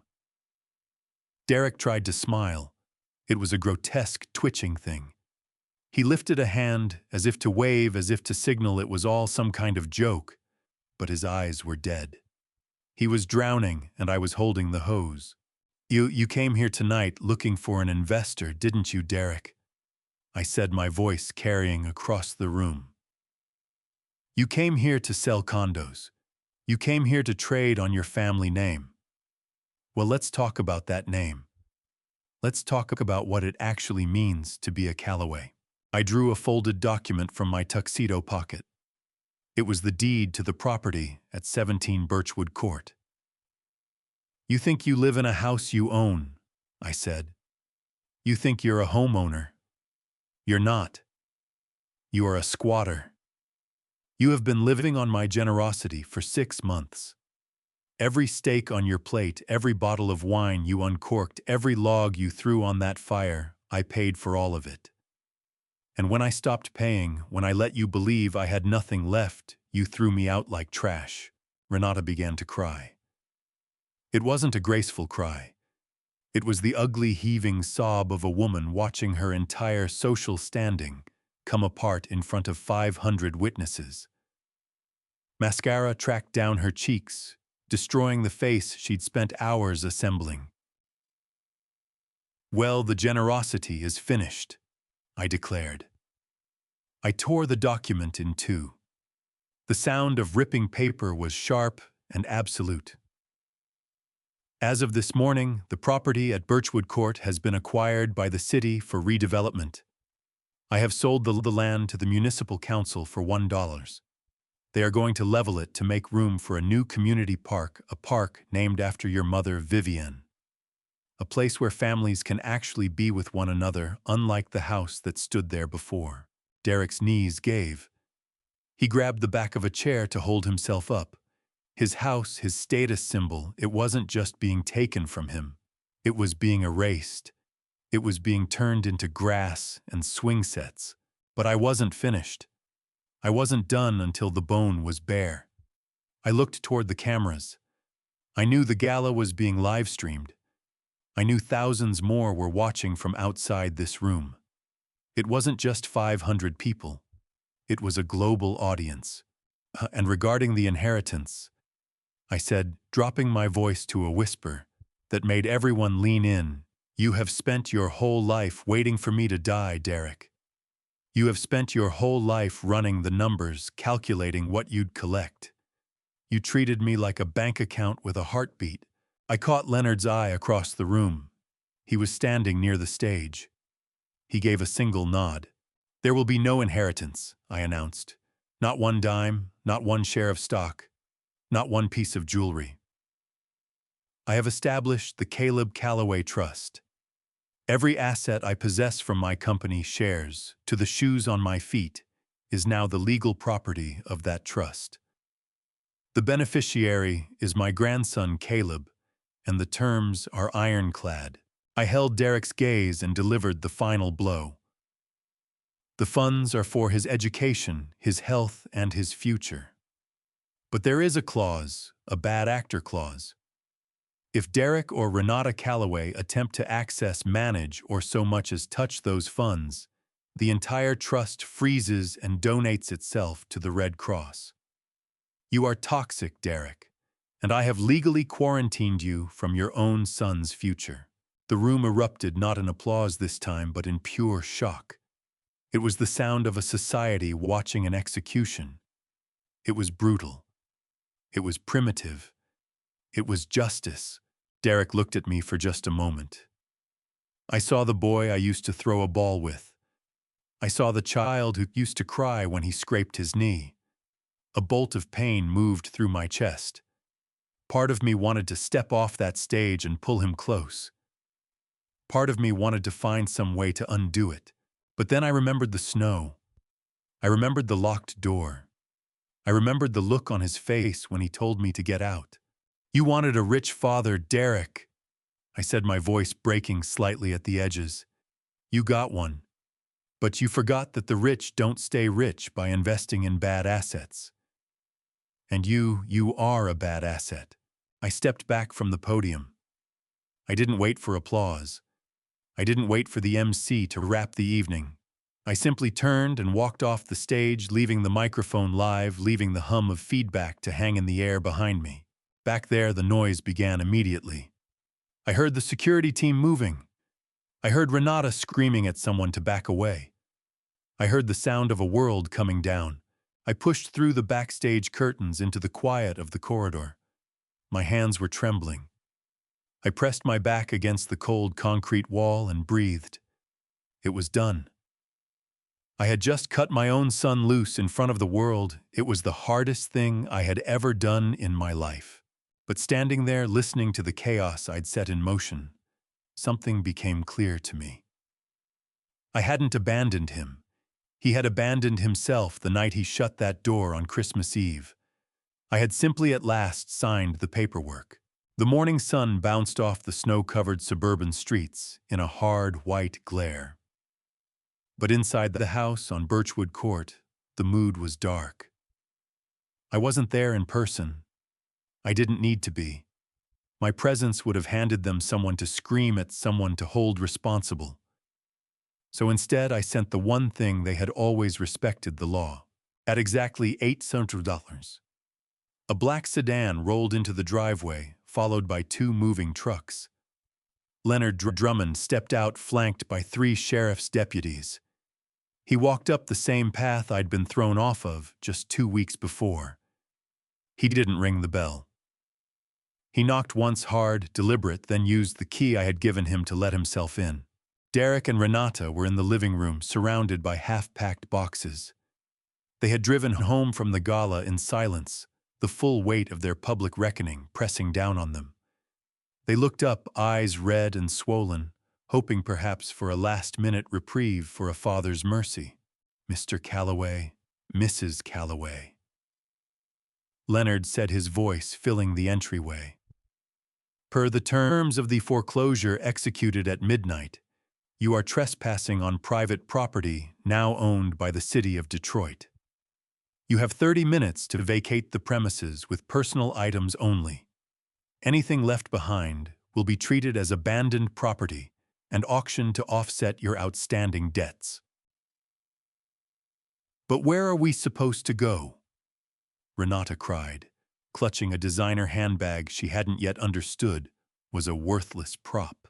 That is not my concern," Leonard replied, glancing at his watch. "You have 29 minutes. From the back seat of my car, parked a block away, I watched the security camera feed one final time. I saw them hauling suitcases out into the snow. I saw the neighbors peering from behind their curtains, the same neighbors Derek had spent years trying to impress. I watched the sheriff lock the door. It was the same sound, that same heavy click I had heard on Christmas Eve. Only this time, I wasn't the one standing in the cold. I signaled Rupert to drive. We didn't stop at the house. We rolled past it. I didn't look at Derek standing at the curb, frantically working his phone, probably just discovering his service had been cut an hour ago. I didn't look at Renata, who had collapsed onto her suitcase, weeping into her hands. I kept my eyes straight ahead. We drove to the one place that mattered, the private boarding school just north of the city. Caleb was waiting in the administrative office. He looked small in his new uniform, his little legs swinging from an oversized leather chair. When he spotted me, he didn't ask about his parents. He didn't ask about the house. He just ran. He crossed that room and buried his face in my coat. Grandpa," he whispered. "You came back. I promised, didn't I?" I went down on one knee, ignoring the ache, and wrapped my arms around him. I promised I would always take care of you. Are Mom and Dad coming? He asked, glancing past my shoulder. Not today, Caleb, I said softly, smoothing the hair from his forehead. They have some growing up to do. But you and I, we have a plane to catch. We walked out to the waiting car. Caleb held my hand with both of his, as though he was certain I'd vanish the moment he let go. We drove to the private airfield where the Gulf Stream was waiting. As we boarded, the stewardess offered Caleb a hot chocolate. He looked at it like it was something out of a dream. I settled into the leather seat by the window as the engines came to life. I watched the ground recede as we climbed. The city of Detroit shrank to a grid of lights, then a patchwork of gray and white, and then just a memory underneath the clouds. I looked down at the city where I had built an empire, lost a wife, and buried a son. A strange lightness settled in my chest. For weeks I had carried the heavy stone of guilt. Had I been too severe? Had I been cruel? But then I looked across at Caleb, safe, warm, absorbed in a comic book, without a worry in the world. And I had my answer. You cannot save everyone. Sometimes you have to cut the rope to keep the lifeboat from going under. Derek and Renata made their choice, and that choice was the blizzard. That choice was the freeze. All I did was stop holding the umbrella over the mess they had built. I reached for my water, cracked open my book. That particular chapter was finished. Nothing left to add. As the plane swung around toward sunlight aimed at some warm island where winter never reached, I kept my eyes forward. Eugene, the wronged man, was gone. Eugene, the executive, was gone too. What remained was something simpler. Just Grandpa. That is where this story ends, not with anger and not with grief. With a boy named Caleb asleep in a leather seat and an old man finally able to breathe. I won't pretend it didn't cost me. Cutting off your own child even when he has earned it leaves a mark that doesn't fade clean. There were nights I questioned every move I made. Nights I wondered if I had been too cold, too calculated, too unforgiving. But I believe God doesn't put a mountain in your path just to break you. Sometimes that mountain is the only thing that forces you to stop and look honestly at who you raised and who raised them. The hardest lessons in these father stories are never really about the fathers. They're about what we pass down without meaning to the pride, the silence, the willingness to close a door on someone who needs us. So here is what this story taught me, and I offer it to you plainly. First, never let anyone, not even your own blood, confuse your patience for weakness. Patience used with purpose is one of the most powerful tools a parent owns. Second, if you are quietly carrying someone else's life while they treat you as invisible, stop. Charity given to someone who resents you is not generosity. It is self-erasure. Third, family justice is not the same as family revenge. One is about restoring what is right. The other is about your own pride. Know which one you are after before you act. Fourth, protect the children. Whatever war exists between adults, the children did not start it and should never pay for it. Build the wall around them first. If this story moved something in you, I hope you'll share it with someone who might need to hear it today. A father, a friend, anyone carrying something heavy and quiet. Leave a comment and tell me what stayed with you. And if you haven't yet subscribed to Alpha Dad Stories, there are more of these waiting for you. Thank you for being here. Take good care of yourself, and I'll see you in the next one.